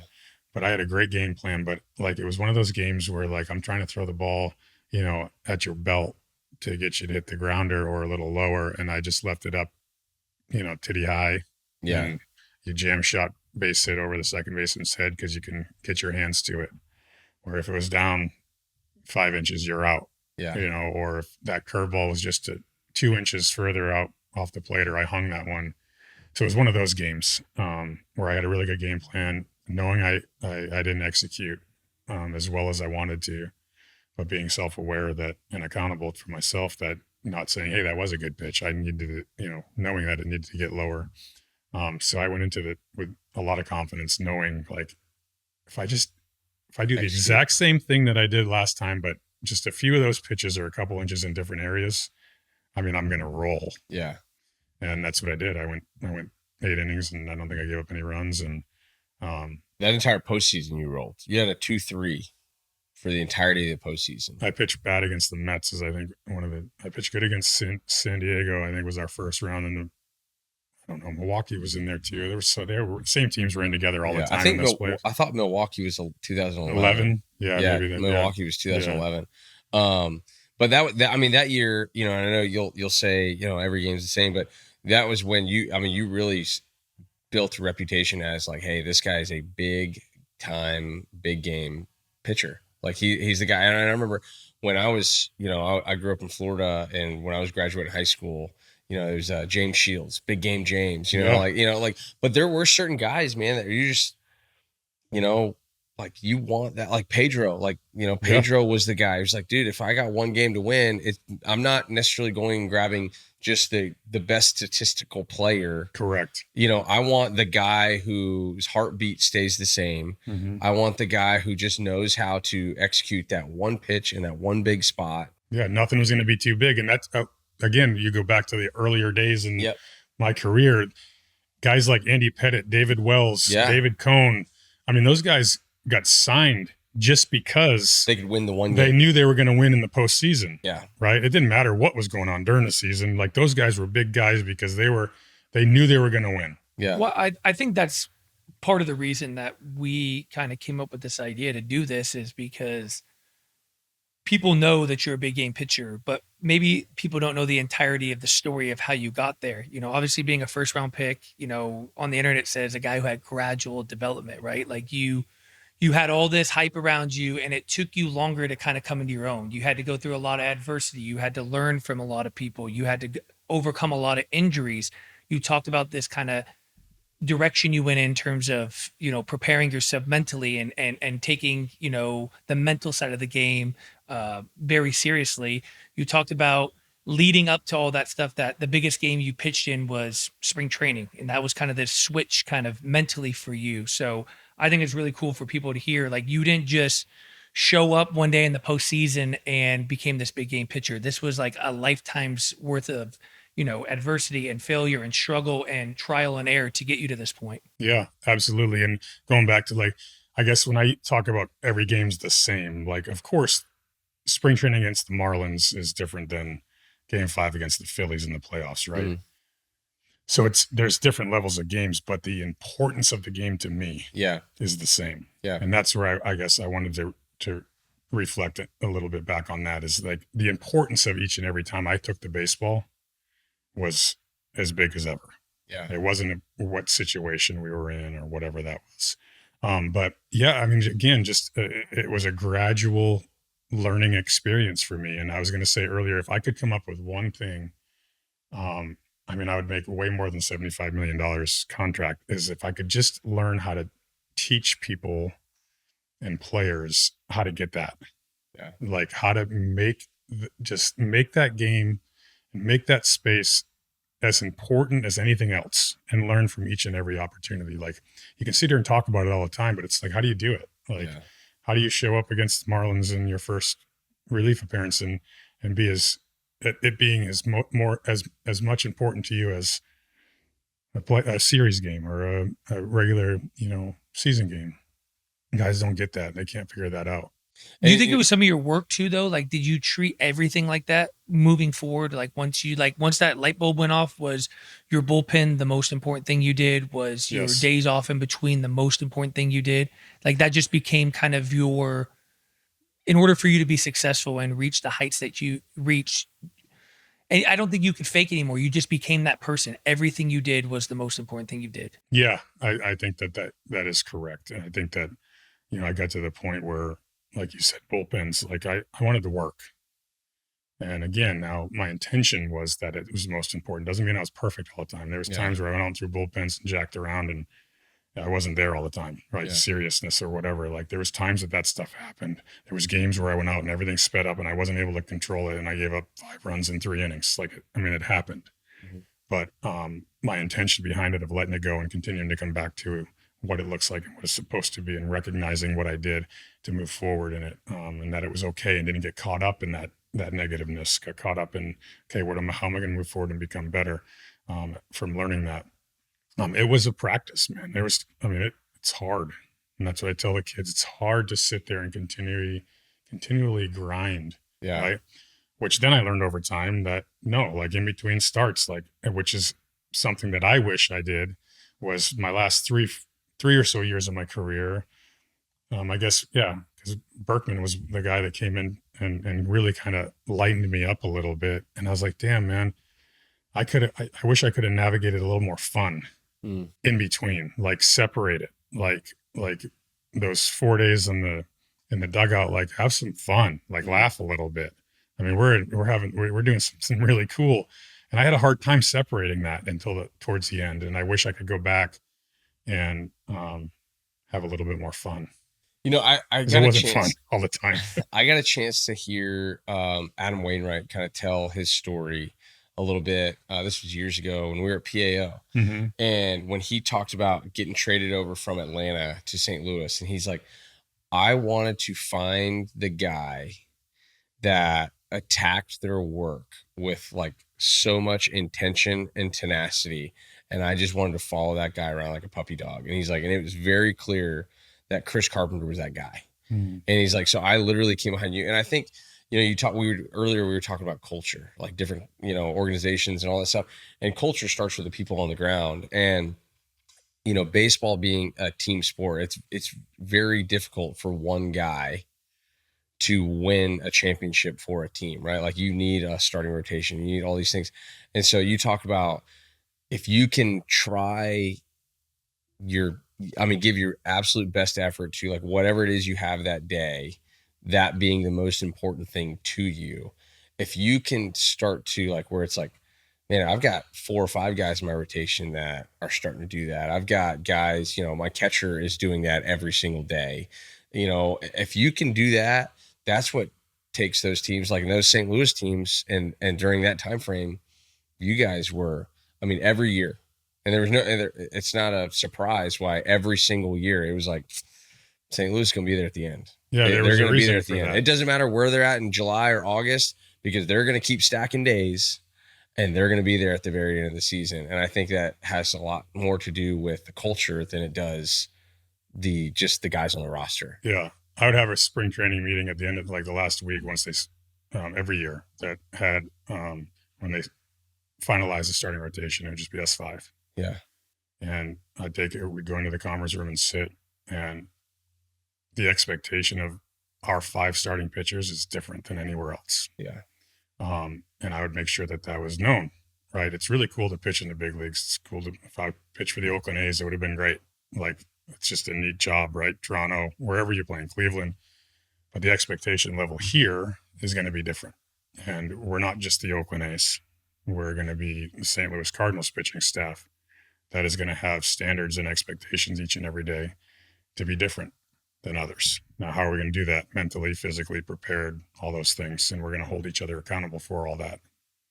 So if you didn't show up on time, I got in your ass. If you were late for your bullpen while all of us were standing out there, because that's what we did. Yep. Besides the starter that day, the other 4 guys or 3 guys were out there watching you throw your bullpen. Were you guys the first that was, because it's very common now, the escort in, but were you guys really like the first team that The other guys watch bullpens and like walk guys in from the bullpen? I'm talking about. No, I'm saying bullpen. Your work day, not Yeah. game day, not the warm up. Not warm up in the bullpen in the game. No, your work but day. I've never seen that before. You guys, so are, I like, go the first, like my work day. So if I come back and it's my bullpen day, and it's your second day, and it's your fourth day, your part of your routine and work throughout the day. You're running your workout, your lifting, whatever that looks like. Your recovery is you need to be out there from my pen, not just to be there, but you were involved in it. Yeah. So I mean, we stood in on times, like watching pitches. I mean, we turned into coaches of our own people, and I expected you to be there, as did you. Yeah. And if I didn't show up, it didn't matter if you had 1 year or 100 years in the big leagues, you were going to be a part of it. And if you didn't fit in. Yeah. And guess what? You weren't going to be in our rotation very long. Yeah. And they're going to go ahead and move you out. You might last a year because of financial commitments, but you're not going to fit in. Yeah. And we took real seriousness about that, but also fun. Like I was on board with you every single step of the way. Like I loved watching you. I competed with you every pitch. I paid attention to what you were doing, all that stuff. Like I was in it. It gives me goosebumps now just talking about it. I will say, like, the lasting impact that culture, because it became known across the landscape of baseball, like what the Cardinals rotation was, because I got a chance to be a part of some pretty good pitching staffs in Cleveland, and we had a really good rotation for a few years. You know, you got Corey Kluber had 2 Cy Youngs. Carlos Carrasco was always right there in the mix. You know, there's a lot of guys there and one of the things that they started doing was exactly what you're talking about. It was like, hey, and Mickey Callaway and Kluber were talking about it. They were like, hey, we need to start doing this because we need to be able to hold each other accountable. We want to create a culture of pitching here. We want to set the bar higher for ourselves than everybody else does. And it was all, I mean, you guys were the proof of concept for that. Yeah, but I also bet if you go ask all of them, it wasn't eyewash. No, it can't be eyewash. Right, they did it because they cared. Yeah. Which is, you know, you can go sit out there and be like, yeah, this is great, but be thinking about, you know, your round of golf in the morning. Yeah. Or you can be there and be intentional and be present in what you're doing. Yeah. And I guarantee you that they were doing that. Yeah. So all that being said, you built this culture. You guys win a World Series, 2005, correct? 2006, Detroit. Yeah. What's that moment like? Were you out in the dugout during the last out? Like, you know, we've kind of led up to this moment in time, all the things that you had gone through, all the adversity you had gone through, you winning a Cy Young, you coming back from multiple injuries, you establishing this culture of what the Cardinals way. I mean, that's a well-known thing now, the Cardinal way. And you probably had a lot to do with kind of setting that foundation, at least on the pitching side. You win a World Series. Yeah. It felt like I won the state championship in high school one year. That's what it felt like. Like, I mean, it was like pure joy, like so excited. I mean, I felt like a little kid. I felt like I was 12 years old. Standing in the dugout, Tony was standing next to me, turning, I don't know, I think he jumped into my arms, and then we went running out. And I mean, it was just chaos. I was going to ask you, who's the first person that like you hugged or whatever? Tony was standing right there. And that's awesome. And then we go running out, and I mean, it was everything you could think of, the excitement and joy and all that stuff, and the fanfare and parades. But the weirdest thing for me, and I'll never forget this feeling, was like all the celebrations and all the stuff that we did. You know, we had a couple of beers. I didn't get slammed. And I was driving home, and I'm like, this is the weirdest feeling ever. Like, because normally, like, you lose, right? You either lost because you didn't make the playoffs at the end of the year, or you lose in the series, or in the you know, through you lose the last game of the season. You lose the last game of the season, one way or another, right? You either lost the season or you lose in the playoffs. Yeah.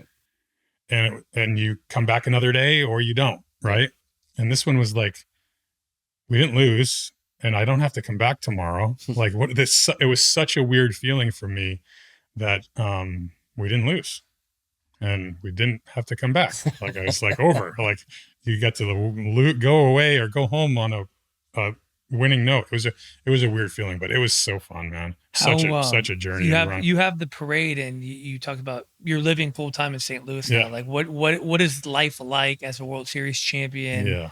Living in St. Louis. It's pretty great. It was, I mean, the great fans, the city's fantastic. I mean, people save up their spring break money to take their kids to St. Louis Cardinal baseball games instead of going to the Bahamas or something, couldn't go anywhere. I mean, it was so cool and so exciting. And there was so much energy around the city, even more than ever, again, that was one of the things that drew me there was the energy of the Cardinal baseball.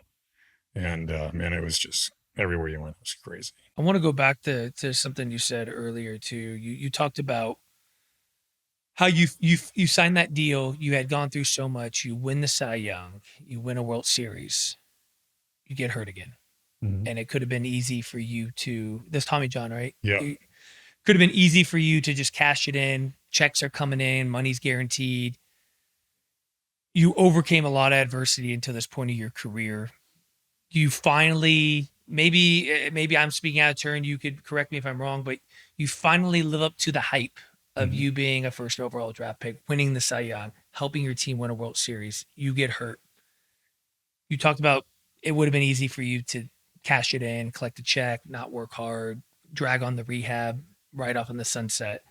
You come back 2 years later, win the comeback player of the year, or a year later. Yeah, I got called back. Because you tried rehabbing it first, right? And so you don't have the surgery until like July. Correct. And so you essentially missed. I had surgery in April. For bone spurs, yeah, they're like, right? oh, maybe it's bone spurs. Yeah. And they take those out and I come back.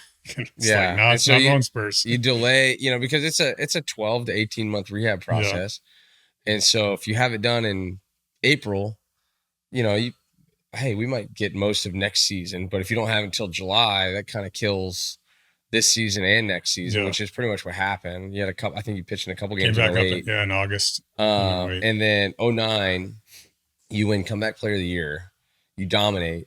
You come in second to Lincecum. Yeah. And a pretty controversial. I mean, you had a lot of first place votes. Yeah. I mean, I missed a little bit of time with an oblique in Arizona. Did you win?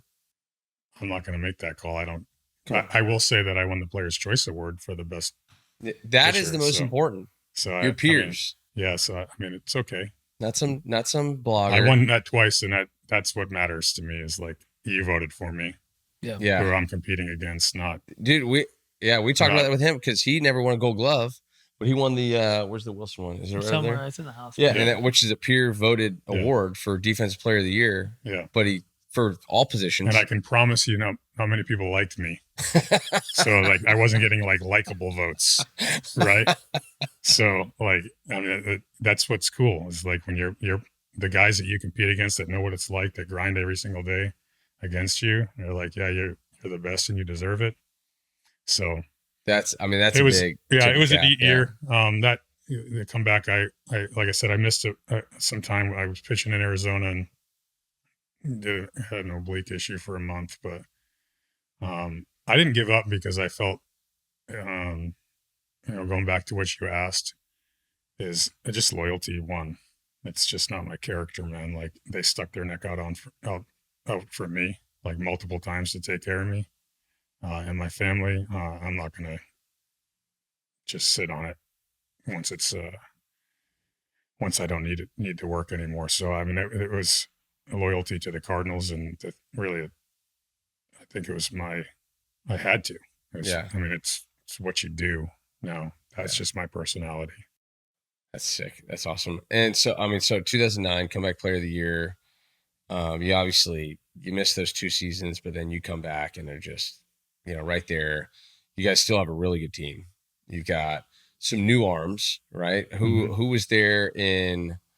So 2010, you guys missed the postseason, but it's not because you guys weren't good. It was just, I think that year was when the Phillies were really good. Is that the San Francisco year? First year of San Francisco? San Francisco won that year, but who won the Central that year in 2010? They won a lot of games. I think they won like 97 games. I think you guys won 91 games and didn't make the playoffs, which normally, that was pre-second wild card spot or all the wild card spots. There was just one wild card team, and I think the wild card team that year – Those are Reds. Huh? Those are Reds. The Reds. Yeah, the Reds won like 97 games, and then I think somebody in the East won 96 games to win because the Phillies won the Rays. The Rays. No. National League East. National League East. It was the Phillies. Phillies won 97. What were the Braves at? 91. Okay. So might have been the Braves that won the wild card, but you guys missed that postseason. And then in 2011, speaking of Atlanta, 2011, who's in the rotation that year in 11? It's you, Waino. Was it Lance Lynn? Jaime. Waino wasn't in that rotation. Waino was hurt. He had Tommy John. Okay. So it was like Lance Lynn, me, Kyle Loesch. Kyle Loesch, that's right. Jamie Garcia. Jaime Garcia. Keep going. Who else you got? Kyle Loesch, Jaime Garcia, Edwin Jackson. Oh, yeah. I traded for Edwin, which was awesome because he hit me. Jake Westbrook. Oh, yeah. Sal Westy. Rouse, Yeah. Jason Mott, Mitchell Boggs. Yeah, those are all relievers. Yeah. Yeah. So it was Westy, Loesch, me, Jaime, and Lance Lynn. And Lance Lynn and Edwin Jackson. Well, Edwin came as a trade. Well, he was traded everywhere. He played. Yeah. He's the only guy ever to play for every team, right? Yeah. I don't know. Not quite every team, but a lot of them. He has the record. I think it's like 18. I thought it was like pretty much every team. He was a great guy too. That guy was. I heard he was a treat. He came over and our 14 different teams, 17-year career. Our general manager came down and was like, "What do you think about? I'm just letting you know we might trade for Edwin Jackson. Are you okay with that?" I was like, "Yeah," because if you go back and again, I'm not always proud of like all my moments in baseball. Of like some of the times I acted like a clown, because I did at times, but it just again sometimes that care factor overtook me. Yeah. And that Edwin hit me in Arizona. 0-2 fastball smashed me on my wrist. I still got a scar. Like I can't hit. I'm not very good. I mean, I get lucky a couple of times, right? And he throws 109 million miles an hour, and he's got me 0-2, and he decides to airmail a fastball up and in on me and just drills me in my wrist. And I just lost it. And I end up on first base, and I can't remember who the first baseman was. I think it was, I don't know. But I'm telling you right now, I hope Skip's hitting after me. Schumacher, I'm like, please hit a ground ball. Please hit a ground ball. I am going to crush either Drew or Kelly Johnson. I'm going to destroy him at second base. And I'm like, please hit a ground ball. And he does. He hits a weak grounder to Stephen Drew at short. And I take off, and I'm like, I'm coming to get you. But I am the slowest turtle in the history of the world. And I'm like, I'm going to kill him. And Drew flips it to Kelly. Kelly hits it, comes across the bag and fires it over. And I'm from here to the wall away from second base still. And I just start chasing him because he comes across the bag into the infield. And I just start chasing Kelly. I'm going to run him over. And they're looking at me like, what are you doing? And I'm like, I don't know what I'm doing. I'm just mad. I'm just so mad. And I saw Kelly later on at PAO. And I was like, dude, I'm so sorry. I am so sorry for that. That was so stupid. But yeah, so he came down. He's like, we're going to get Edwin. We're going to trade for Edwin. I was like, yeah, bring him. Let's go. Let's go win something. Yeah, did y'all talk about it? Yeah. Oh, yeah. It's still same slop. That 2011 team, too, I think you guys went to Game 5, Game 7, Game 7, Game 7. Mm-hmm. Like crazy postseason. And was that the year you guys you had to come back? That was Game 162. That was the 10.5, 162 I pitched in Houston, and Philly lost to Atlanta to allow us in to play Philly in the first round. But across baseball, I remember I was in instructs that year. I was in instructs with Cleveland, and during Game 162, and I didn't quite understand or know like how crazy that was. Like I remember our field coordinator at the time was Tom Wiedenbauer, and he was like, none of you pups, understand like what just took place last night. It was like Longo hit the homer around the pole. Yeah. The Red Sox lost to Baltimore. Yeah. Atlanta beat Philly because to knock like both of them. Something happened, but so Philly allowed us in, or Philly beat Atlanta to Philly beat Atlanta. And you were down 10.5 games on August 25th. Yeah. And you guys went, you wrote it down. It was 10.5 games. And then you start game 162 against Houston. In Houston, shut them out. Yep. And so, you throw a 2-hit shutout, which it's a playoff game. Like that's like the one game playoff, and so all this crazy stuff, all the seedings, like, the playoffs aren't decided until after game 162. Then you go in, who do you guys play? You guys play in the NLDS. You guys play Philly. Yeah. right? Yeah, we played Philly, and then who did we play after that? You go game 5. Philly, Milwaukee, Yeah, and then the World Series. Texas. So, and is Doc back in Philly in 11? That's the game. That's the game. Yeah. That 05 game 5 was the game that in 11. Yeah. So Doc was in Philly. Crazy. Yeah. It was a cool run. Like, again, we had an article came out in the newspaper before our run, and was talking about basically how and it was like our front office people talking about next year, and about how, like, basically we didn't live up to the expectations of this year. We didn't succeed like they thought we were going to, and their focus is going to go ahead and start moving on to next year, of what that plan is going to look like and how we're going to revamp this team to make it a championship team, and piss some people off in the clubhouse. And we had a closed door meeting about it, and was like, F them. We're going to go ahead and play.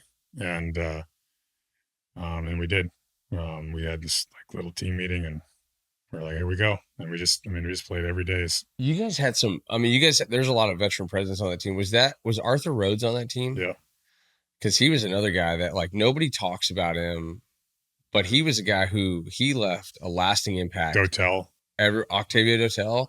Those guys are, like, in the baseball community, those guys' reputations are unbelievable. Mm-hmm. But you probably, the average fan that's not a St. Louis fan or whatever, like, they're not going to talk a ton about those guys. But those guys, man, they were huge difference makers in clubhouses. Yeah, Arthur was huge for our bullpen guys. Yeah. I remember Mark Zipchinski talking about him. Yeah. Like, he was like, dude, that guy, I came over at the deadline from Toronto, and he's like, dude, he pulled me in, and he was like, this is how we do it. This is how we're going to win. And he's like, dude, I just followed that guy, step for step. Well, it's like you, at some point you kind of feel like a team of destiny. You come back from 10.5 games. You have that epic matchup with Roy. Yeah. Then you guys go 7 games against Milwaukee. And then obviously one of the greatest World Series of all time. Probably, I don't know, maybe one of the greatest World Series performance of all time, David Freese. Yeah. Yeah, he had taking you guys from being one out. Yeah, you guys from being 1 out away from losing a World Series to tying the game to the heroics, and then ultimately you guys come back and win in the 7th game. Like, kind of just take us into that series, that World Series. Did you guys at some point, you have this closed door meeting? Do you guys feel like at some point once you guys got into the dance, like, hey, this is a team of destiny? Yeah, I think again it goes back to, like, the pressure was almost like released, right? Like, it was like when they wrote you guys off. Yeah, they're like, they got no chance, and we're like, I don't know about that. Let's just go play and see what happens. And we started doing it, and I think it really brought us close. Yeah. And then again, when I was talking about, like, the fun factor, like, we had a couple of guys on that team. Gerald Laird was one, and then Lance Berkman was one, and that were just kind of goofy and kept us light and having fun. And we go on that run. I tell you, the celebration on 162 night, we beat Houston. We're sitting there, because we don't know what's going on, so we're sitting there. They got all the stuff taped up, right? And we don't even know if we're in or not, but just crazy. In case, because we're sitting there watching the Atlanta Philly game. Oh wait, so you punched, y'all are done before that game's over. Yeah, so we're sitting there watching it, wondering if we're going to get in or not, because we need Philly to win. Yeah, you need Philly to beat Atlanta. To get us in. But I think it ended up, didn't we play a 1-game playoff in 11? I don't think so. No. I remember in 12 there was a 1-game game 163. Yeah, that was the first year, the 1-game playoff. So anyways, we're sitting there, and however it happened, and I mean, we the couch in Houston, I mean, we went crazy. I mean, there was people sprinting, yelling, screaming. I mean, it was so much fun. And then we turn around, we get right back on it. It's like, here we go. Let's go see what happens. And we knew going into Philly, like, it was going to be hard. They had a great team. They were favored to win the whole thing. They had it was like Hamels, Oswalt, Doc, Cliff Lee. I mean, and they were just a lineup too. Like Jimmy and Chase and Ryan Howard. And then Pat Chase. the Bat might have been there. Like, dude, they were a monster. So Jason good. Worth. Yeah, Worth was there. Yeah, Victorino. Yeah. Anyways, they were stacked, and so everybody, again, we had no pressure. Like, we were supposed to get beat, and we didn't. We just beat them 3 out of 4. We had confidence that we were going to at least compete with them. And we went in and competed with them. And it was, again, awesome. Great environment. Well, and then you also play a monster team in Milwaukee, which has Prince Fielder and Ryan Then we go to Braun Milwaukee, who is also and supposed to beat us. Is that Greinke's there? I think so. I'm trying to think who the starting pitchers are. I think it was. But, Brian Garza. Braun. I think Garza might have been there. Was that when Matt Garza was? Anyway, but they scored runs, dude. Yeah, LaCroix was the catcher. Oh yeah, it had Lucroy, Prince, Ricky Weeks, JJ Hardy. Yep. And then the Aramis Ramirez playing third base. Braun. Niger Morgan. Niger. Yeah, I remember that one. I played with Niger. He was one of those guys, man. Like, dude, I didn't really know this. He was an unbelievable hockey player. Yeah. Unreal hockey player from like Compton, California. Yeah. Unreal hockey player. And he was one of those guys like playing against him. You're like, dude, I cannot stand that guy. Yeah. I got a chance to play with him in 2014. Dude, there wasn't a better teammate in the world. Like, I freaking loved that guy. But I remember watching we had our him battles, and you go at it, and Albert came running across the field and was like, get in the dugout. And dude, the Compton came out of him. He was looking for a fight. Yeah. So to answer your guys' question and my own question, Gallardo, Zach Greinke, Sean Markham, Randy Wolf. Yeah. They had John Axford in the bullpen. Yeah. And a young Francisco Rodriguez was the setup guy. K-Rod was old. It was an old K-Rod. Yeah. It was post Anaheim. Yeah, this is post Anaheim. Yeah, it was old K-Rod was the setup guy with Johnny Axford was nasty. But again, we were supposed to lose. Yeah, they scored runs. Didn't they? Did they win they won the Central that year too. Yeah. So again, we were supposed to lose. We went in and didn't. Right. Yeah. We competed and won game 7. Won game 7, and then going in, we were again to Texas. We're going to lose. Which is a monster team because we already covered that 2011. We talked with Murph, and so we talked about being on the other side of that, and Murph's a teammate of mine, good friend of mine, good friend of yours, and that was the year he made the final out of the World Series. Yeah, he made the final out. Well, we talked to him about that, which is kind of cool to hear. Alan Craig, someone talk about the other side, and so but they were a team that they were back in the dance second year in a row. Yeah. And so you guys were like, hey, we got, like every time you were like, there's no pressure here, because they were the team that almost won it the year before. They came in, they beat a really good Detroit. They were a team that they probably felt like hey, we're the team of destiny. It's our turn now. Yeah. For sure. I think they got to go through you guys first. Tony always talked about when we start the season, like obviously like the season matters, April matters just as much as September, all those things to win. But like our only goal was just to get in. And if we could get in, then, and you see it, you guys played it. Yeah. Like it doesn't matter. Anything can happen. 100%. You're right. So if you can just get in and be one of the teams in the dance, it doesn't matter. Like anything can happen. And we believed that. Like and it goes in like the pressure piece, like the expectations, like we weren't expected to win, and there was no pressure for us to win. There was on ourselves, right? We want to go compete and win, but so we go in to play Texas, and it's like, again, we're supposed to get beat. They're going to beat us, and we were prepared, and we played well, and we executed defensively, and we pitched well when we had to, and we scored runs when we had to, especially early on. And then, there was some things that aligned pitching wise with off days to allow me to throw 3 games that series. I started game 1, 5, and 7, and game 5 was probably a better pitched game. That's the one that Beltry hit the homer on his knee, and McFarland, is that his name? Not McFarland, the big white first baseman for Moreland. Mitch Moreland hit a homer off me. I gave up 2 homers, and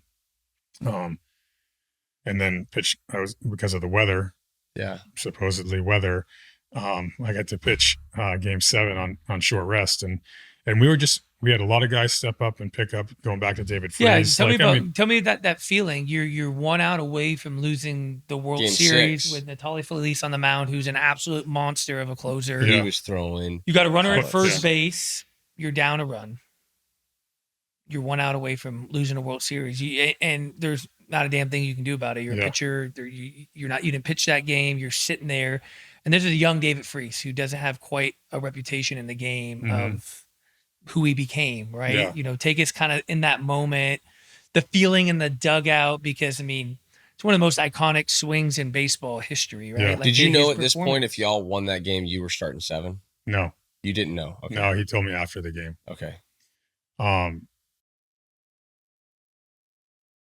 I think in the dugout, I can speak for me personally and the other starting pitchers that were around us. Like, we were just in the moment, man. Like, there wasn't any, like, it was almost like it wasn't going to happen. We weren't going to lose. Right. Like, that's the way we felt. We were just in the moment, enjoying the situation, just like you were and anybody else that were fans were. Like, this is amazing. And then all of a sudden he hits it, and we're like, this is even more amazing. Like I mean, everybody was kind of just relaxed and playing.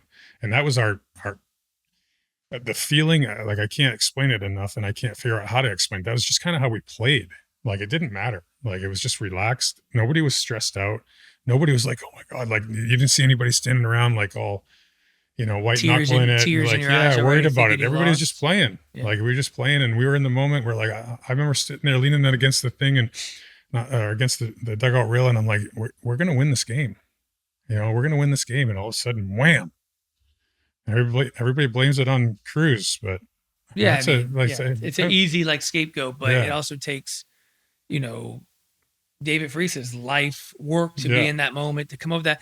And then, so you guys tied the game, and then he has to walk off home run, right? Then it happens again. Whack, homer. Yeah. Wait, so that same, and the famous call, we'll see you tomorrow night. Yeah. He hits that. That was a triple, and then in extra innings he hits the homer to center field, right? Yeah, and like you said, off Mark Lowe. They both had two. He had two strikes both times. Yeah. And he hits the homer to center, and like you said, we'll see you tomorrow. The famous call, right? We'll see you tomorrow night. And kind of take us into that too, right? Because I never played in a World Series like that, but there's got to be this element of just unbelievable excitement of what you just experienced, but yet as you heard the announcer, and was it Joe Buck? Yeah. Joe Buck, we'll see you tomorrow. Quickly, you have to turn your mindset to, man, we got one more game. It's game 7 of the World Series, what we all dream of playing. Yeah. When do you kind of find out your pitching, and what's kind of that excitement level? Like, is it more like, holy shit, we just did it, or we believed it, let's enjoy it, but shit, we got one more tomorrow? Yeah, I think the same feeling. Like, I mean, if you watch, like, I mean, dudes are just, I mean, we're like we just won the World Series on the field. The guys are jumping for joy, crushing people, doing whatever. And I mean, it was just a moment that everybody was a part of and excited about, and we're there. I don't think anybody was thinking about the next game. And I actually take that back. I think what ended up happening was after game 5, we came back, and maybe we can look that up. I can't remember if they called the game and then gave us basically there was supposed to be bad rain coming in for game 6. I can't remember if it was game 6 or in between game 6 and 7. That's what I'm trying to remember. Because I was but it was. It said game 6 was significantly impacted by rain, leading to its postponement. And you're saying it didn't rain. Right. So what ended up happening? But they scheduled it. They didn't want people to come, and they didn't want the delay of a World Series. Major League Baseball canceled the game and pushed it a day. The game was moved Thursday, October 27th, and game 7, which became necessary, was moved to Friday, the 28th. So, okay, so it was before. So I did know. So he told me after they moved the game. Yeah. He called me in the office, and he after our workout. They made the decision 4.5 hours before the scheduled first pitch. So yeah. So what happened was Major League Baseball, C-League was coming in. Major League Baseball called the game because there was supposed to be this massive severe weather in St. Louis, and they didn't want to get a game started, or not hurricanes, tornadoes and stuff, because there's tornadoes that time of year coming up there. So they canceled. C-League made the call and canceled the game, and everybody thinks that it was the Cardinals that pushed it, but it wasn't. C-League makes the call. Major League Baseball is in control. They call the game, push the game 6 and 7 back. Which, by the way, I could fact check. Major League Baseball does control that, because I know firsthand when it came to playing in Toronto, the roof was not a club decision. It was always Major League Baseball has the ultimate control of the schedule, the roof, the start times, everything like that. Yeah. So they push us back, which then gives me, so we work out, everybody's there. They push us back, and Tony calls me in with Dunk, and he closes the door, and he's like, hey, you're pitching game 7. If we get there, don't tell anybody. We're not going to announce it until after the game. It's so I knew game 6, the whole game, that if we win, I've got the ball game 7. And so we're jumping around, going crazy. I'm so excited. I can't wait to pitch. I learned a lot because the first time I'd ever pitched on short rest was the whatever game in Philly. I can't remember if it was game 1 or 2. Yeah. I think it was game 1 in Philly. I pitched on short rest because I pitched 162. And then the first game of the series, I pitched on short rest. And then regular rest on game 5. But I learned a lot. It was the first time I'd ever done it. And so I was coming back knowing I was going to pitch on short rest against Texas in the World Series. So I was like, I know, like, again, understanding me and my body and what I did and what I can't do to perform better. So I was so excited. We get in the clubhouse, everybody's all excited. And again, we just come back like it's another day with no pressure. And Dunk made the biggest move, man. I was out there. I was scuffling a bit with my my command. I'd given up a couple runs in the first or second. First inning, yeah. You gave 2 in the first. Yeah, and I like the game started speeding up. And I'm like, man, I need to slow this game down. And I wasn't able to. And I was like, wasn't eliminated. Like, what am I doing? I kept falling in the same pattern. I was sticking. And they were just on my heater and cutter. Like, they were just looking for something hard. Yeah. Out over the plate or whatever on the plate. And Dunk came out. He came out. I don't know if I think it was the third. He came out partway in the third. And he's like, put his hand on me. He's like, Carp. He's like, we need to get to your curveball. Yeah. He's like, you're whatever. Whatever he said. But he's like, we need to get to your curveball and start throwing it. And if you notice from that point on, I started using my breaking ball a lot more. Well, so and then I remember watching that game, and I looked back at it yesterday, and in your start, like you're right, and that Texas team, like they banged, like there were some good, really good hitters in that lineup. Josh Hamilton was Hamilton, Cruz, Kinsler, Mike Napoli, wore me out. I mean, man, Elvis Andrews, like there's a lot of really good, like that was an offensive team, but once you started throwing that curveball, I remember your cutter, they had no shot. Yeah. Like your cutter became a lot more effective. Yeah. And like, I mean, there was a few that Yadi caught like off his body, like just reaching for it. And those guys were flailing because, it was something changed clearly in that second or third inning. And curveball. Yeah. It changed the whole. Yeah. So y'all were down 2-0 the first. So Texas probably like you scored 2 in the first. I mean, in the postseason. Do you remember who you were pitching against? Who was still pitching Game 7 for Texas? I think it was that lefty that went on to Anaheim, and now is a Formula One. CJ Wilson. I think it was him. CJ. It could have been. He was. But I mean, I've played in a World Series, and I was on the other side where we were up 3-1. You lose Game 6, but getting an early lead in big games like that is massive. Yeah. Like it's really, really hard to score runs in the postseason because in a regular season game, a manager, they've got tomorrow to think about. They've got the rest of the season to think about. So if it's like, hey, we're down 4 or we're down 3 in the 6th, we're not going to bring in our setup guy or whatever, we're going to bring it.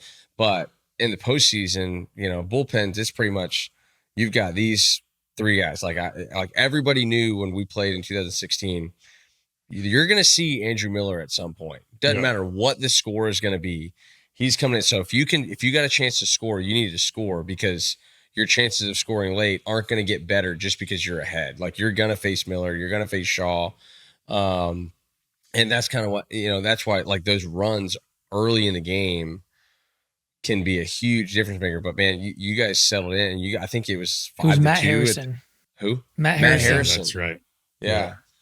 He went 4 innings, gave up 5 hits, 3 runs. So you get the 2 early ones, and then your offense was able to pick you up. I'm trying to see. I think maybe you guys scored fairly quick too. We did. I think we came back maybe even. It was like first 62 by the time you came out of the game. I think 5-2. But I'm saying they came back and got it.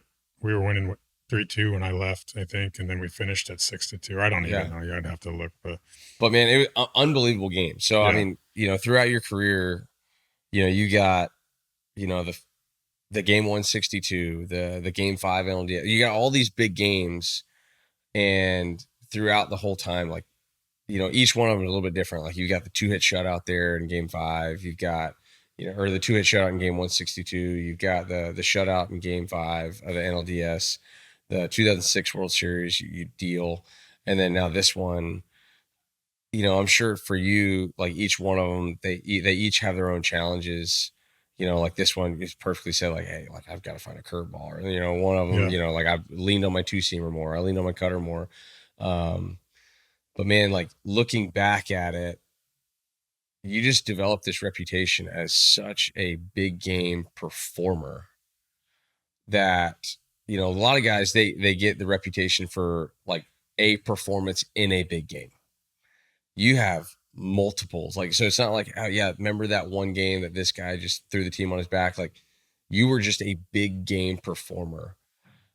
Is that something like when you kind of walked away from the game that you like hung your hat on, that you were just like, man, like I'm really proud of this thing? Because, man, having, like you said earlier, like having the respect of your peers is so much more important to players than, you know, maybe some, you know, published award that's voted on by writers or whatever. But like being known as like from your teammates and from your opponents, like, man, if I got a game to win, I want that guy on the mound.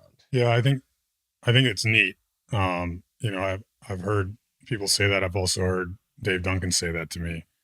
Out of guys that he had Dave Stewart and Bob Welch, and I mean he's pitched with, or had a lot of really good pitchers in his career doing his thing. But you know, he said that to me, and I think that's neat. And it's, again, I think it's a cool thing to talk about. And like I shared earlier, I'm not all about, I don't enjoy all the praise and things like that. The thing that I would hang my hat on is my resilience of just continuing to grind through the injuries and the loyalty that I had, those sorts of things. And then I think also you get all these people talking about leadership stuff nowadays, and mentoring stuff nowadays, and all those things. I led that clubhouse with the help of others throughout the time that I was there, but I did it humbly and kindly until it didn't have to be kind anymore. Like there was a few times it got to the point where I couldn't be kind, or somebody that was also there helping me lead, it couldn't be kind, and it had to be a little more stern and firm. But I think that, you know, walking away from it, I think the approach that I took to bringing us together as teammates and the care of that I had as a teammate for my teammates is something that I would hang my hat on more than just the big game pitcher piece. I really enjoyed that part of it, of just really becoming a family with my guys and caring, which I think might sometimes have been a fault of mine, but that's okay. So October 2nd, the following year, 2012, was the last game you pitched in. Did you know going in that it was going to be your last game? I know you were signed through the following season, and I think I can't remember when you announced your retirement, but you had no idea that was going to be your last time pitching. And then ultimately, what kind of led to your decision to walk away from the game? Yeah, so 2011, obviously huge run. I think I threw 270 something innings that year. 270, that's insane. So that's like a platoon player. Like that's like a platoon player now. Like I barely get 270. I'm a platoon guy. So it was an exciting, we win, exciting off season. So going back to the start of 11. So remember that we talked early on about the nerve thing. Yeah. Well, I learned over my career that I have real sensitive nerves. Okay. Which is a pain. Yeah. So starting in spring training of 11, like I went out, we were pitching in St. Lucie against the Mets, like in my second or third start in spring training. And I'm partway through the game. I'm up to where I was going to go 4 or 5 innings. And I get to like the third and I'm throwing the ball, man. And like my arm and my hand is like going numb, and my side of my face is going numb. And I'm like, this isn't right. Like nothing hurt, but I was losing feeling. Yeah. Now I could still throw the ball where it needed to go, but I couldn't put it where I couldn't put it where I wanted to put it. You know what I mean? Like I could hit the trash can, but I couldn't put it on the bottom left corner of the trash can. And I was like, that's weird. And so anyways, I come out and I get into the training room and I'm like, there's something going on with my arm, and this is what's going on. So they start doing all this stuff. And basically there was getting impingement in my neck from something. Yeah. Whatever. So I started seeing this guy, he's working through it. So if you look at my 2011 year, I think I was like 1-7 or 1-10 in the first half. And then I ended up 11-10. Yeah. The whole season. I had some bad luck, but with run support and other things during the beginning of the year, but I was really battling this nerve issue. Like nobody knew what was going on. And we couldn't figure out, but I was getting nerve tests and all those nerve conduction study tests. Cause like I would throw a ball and I'd get this like super, like you'd hit your funny bone, but it'd shoot down through my hand. Yeah. And so I'd go to, like, every time I would go to release the ball, I'm like, oh, I don't know what's going to happen. And So we worked through it, and by the end of the season, like the nerve sensations had gone away. This, like, I guess, like through my exercises and stability stuff and whatever I was doing through my treatments, it was taken care of. Yeah. So we win.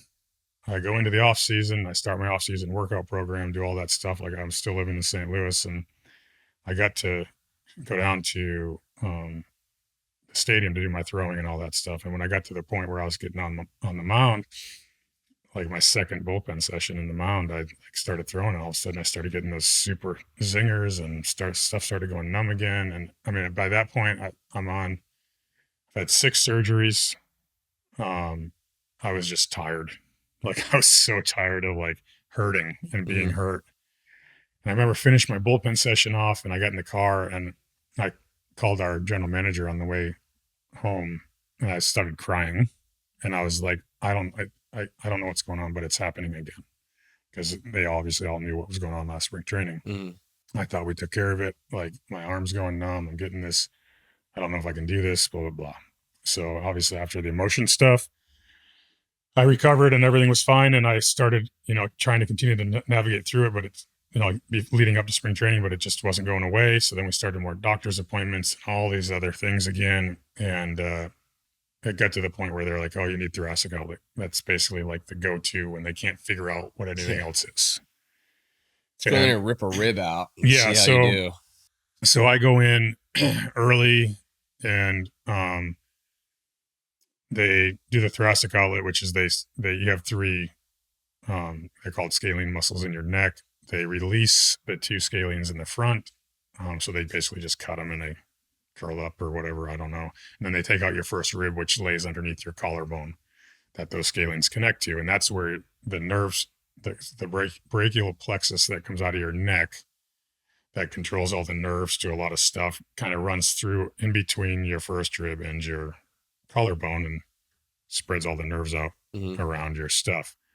Well, it was getting impinged by scar tissue, and, continually overhead throwing, I guess, works those muscles to the point where they get too thick and hard, and it's impinging it. So they go in, they cut it out, they do all that stuff, and I'm supposed to not be back until the following year, which goes back to the maintenance. And I wish I might have shared what was going on earlier or whatever. And of course, me being me, they're like, don't do anything for 6 months, and then you'll start your throwing and you'll be back in the spring. And I knew we were going to make a run. So secretly in July, I started running and training. I wasn't lifting, but I started cardiovascularly getting prepared. So I'd go hide and run. And then as soon as I was able to start lifting, I'd start lifting. And next thing you know, they're like, oh, he's kind of ahead of schedule, and let's see what happens. And so I started throwing. This was in July? Ended up going into August. So then I made a couple starts in August or September. I think I made 3 starts until I went into the playoffs, and I made 3 playoff starts. But I knew I wasn't, like, I came back, and my stuff wasn't the same. I still threw hard-ish, but it just wasn't sharp. Oh, like crisp. There was no like finish to my cutter. My breaking ball was kind of loopy and sloppy. So we get knocked out, and now I'm back to square one. I'm like, sweet, at least I'm going to come in and do it again. And the same thing happened in 13. Yeah. Finally, I was like, I'm out. And then I got about a month into the season, and I was just a cheerleader, right? So I just show up every day and, like, dress in the uni, like, coach, go help bullpen guys or do whatever. About a month in the season, I'd been playing catch, long tossing with guys and doing stuff. And I'm like, I go into Mike's office, and I was like, hey, what do you think if I just want to try it again? And he's like, I don't care. So I started preparing, and I made a couple of rehab starts, and I was in AAA. I was still throwing like 91, 92.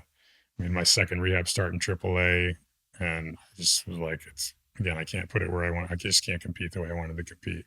So after that game, I was like, I'll just go cheer for the rest of the year. So that was, and when was that last start in AAA? That was sometime in 13, like so, June, okay, like June. Yeah, okay. Maybe May or June of 13. Man, so yeah, because a lot of people, they see, just like looking at your career, and they see October 2nd, 2012, and then you guys get knocked out of the playoffs. but they don't know everything that goes on behind the scenes in 2013 of, hey, we're going to try this again. And then we're not. Yeah. And then we are. And you said Mike Matheny was managing. Yeah. So he's your manager. He was your first catcher in the big leagues. Yeah. So he's been there. Like now he's the one, he's the one that's like, hey, just follow me. Yeah. And now he's the one that you're talking about, like, hey, like I'm thinking about pitching again. What do you think? He's like, yeah, go. I mean, we were to the point they were shooting lidocaine in my wrist, so I couldn't feel anything, just to see if I could throw it and see if I could, like, all that stuff. And I remember somebody made a comment. I was running stairs in Nationals Park, and the early cameras caught it, and they ended up showing it on TV. And we're like, that doesn't look like a guy that has shut it down for the year. And we didn't say anything. Nobody knew I was doing it. And the same thing. I mean, I would happen. I'd be really good for like an inning or two, and then as my pitch count went up, the slower and softer it got. So I was out. Like, I'm done with that. I do that. This is like we've done quite a few of these now. They're not all out now, but I think your story, what you shared with us is like when I kind of had this vision of what I wanted this to look like. When I started talking to Cody about it, we just have this idea. I think kids, and you've been around, you got your own kids, you helped at the high school. I think parents, kids have this idea that some of these players just show up on the TV screen, right? That they were either born naturally well or they lucked into it. They don't realize all the different sort of things that go into making someone's career. And obviously you had a lot of talent as a young kid. You were a first-round draft pick, but as you kind of shared here, your journey wasn't the same as every other first-round draft pick. It took you a long time to kind of figure out yourself and become the guy you always thought you were going to be. And sometimes it took you having to step away from some of the expectations and be like, you know what, I'm fine just being who I am. I'm comfortable in my own skin. And I feel like there's so many parents out there that think that there's only one way to get there. And you sharing kind of your journey, the adversity that you faced, what you learned throughout your journey of being hurt and not having the success, and teaming up with Roy and deciding to put a lot of stock in getting myself mentally right before kind of the physical tools took over, I think is like the perfect episode for our audience to listen to. And I hopefully a lot of kids, hopefully a lot of parents take a lot from this, because your journey was amazing. You accomplished amazing things in your career, and clearly a lot of it came through hard work and kind of this no quit mentality. And I can't thank you enough. I don't know if Cody's got anything. Yeah, no, I think the one thing that I'm taking away from this, and like I said earlier, have like your peers see you as like this. Just looking at your career from a 30,000-foot view, it's like, man, this guy was just a gamer and a big game player. But now hearing your story, I think the one thing that does define your career and probably you as an individual is just like flat out resilience. And that was like, to Kevin's point, we talked about, I think a lot of the things that make great players, those things are the same things. They transcend the field, right? Like discipline, resilience, like all the things that matter on the field. And the thing that baseball does is baseball is merely a tool for human development. Like it's just a vessel that teaches us so many things. And clearly the game of hockey and the game of baseball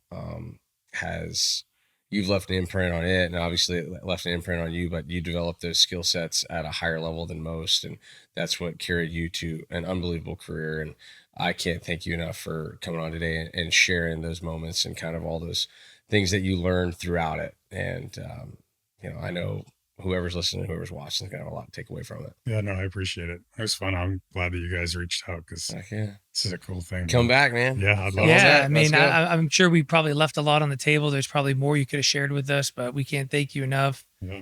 Please subscribe to our YouTube channel. It's been another episode of To the Majors.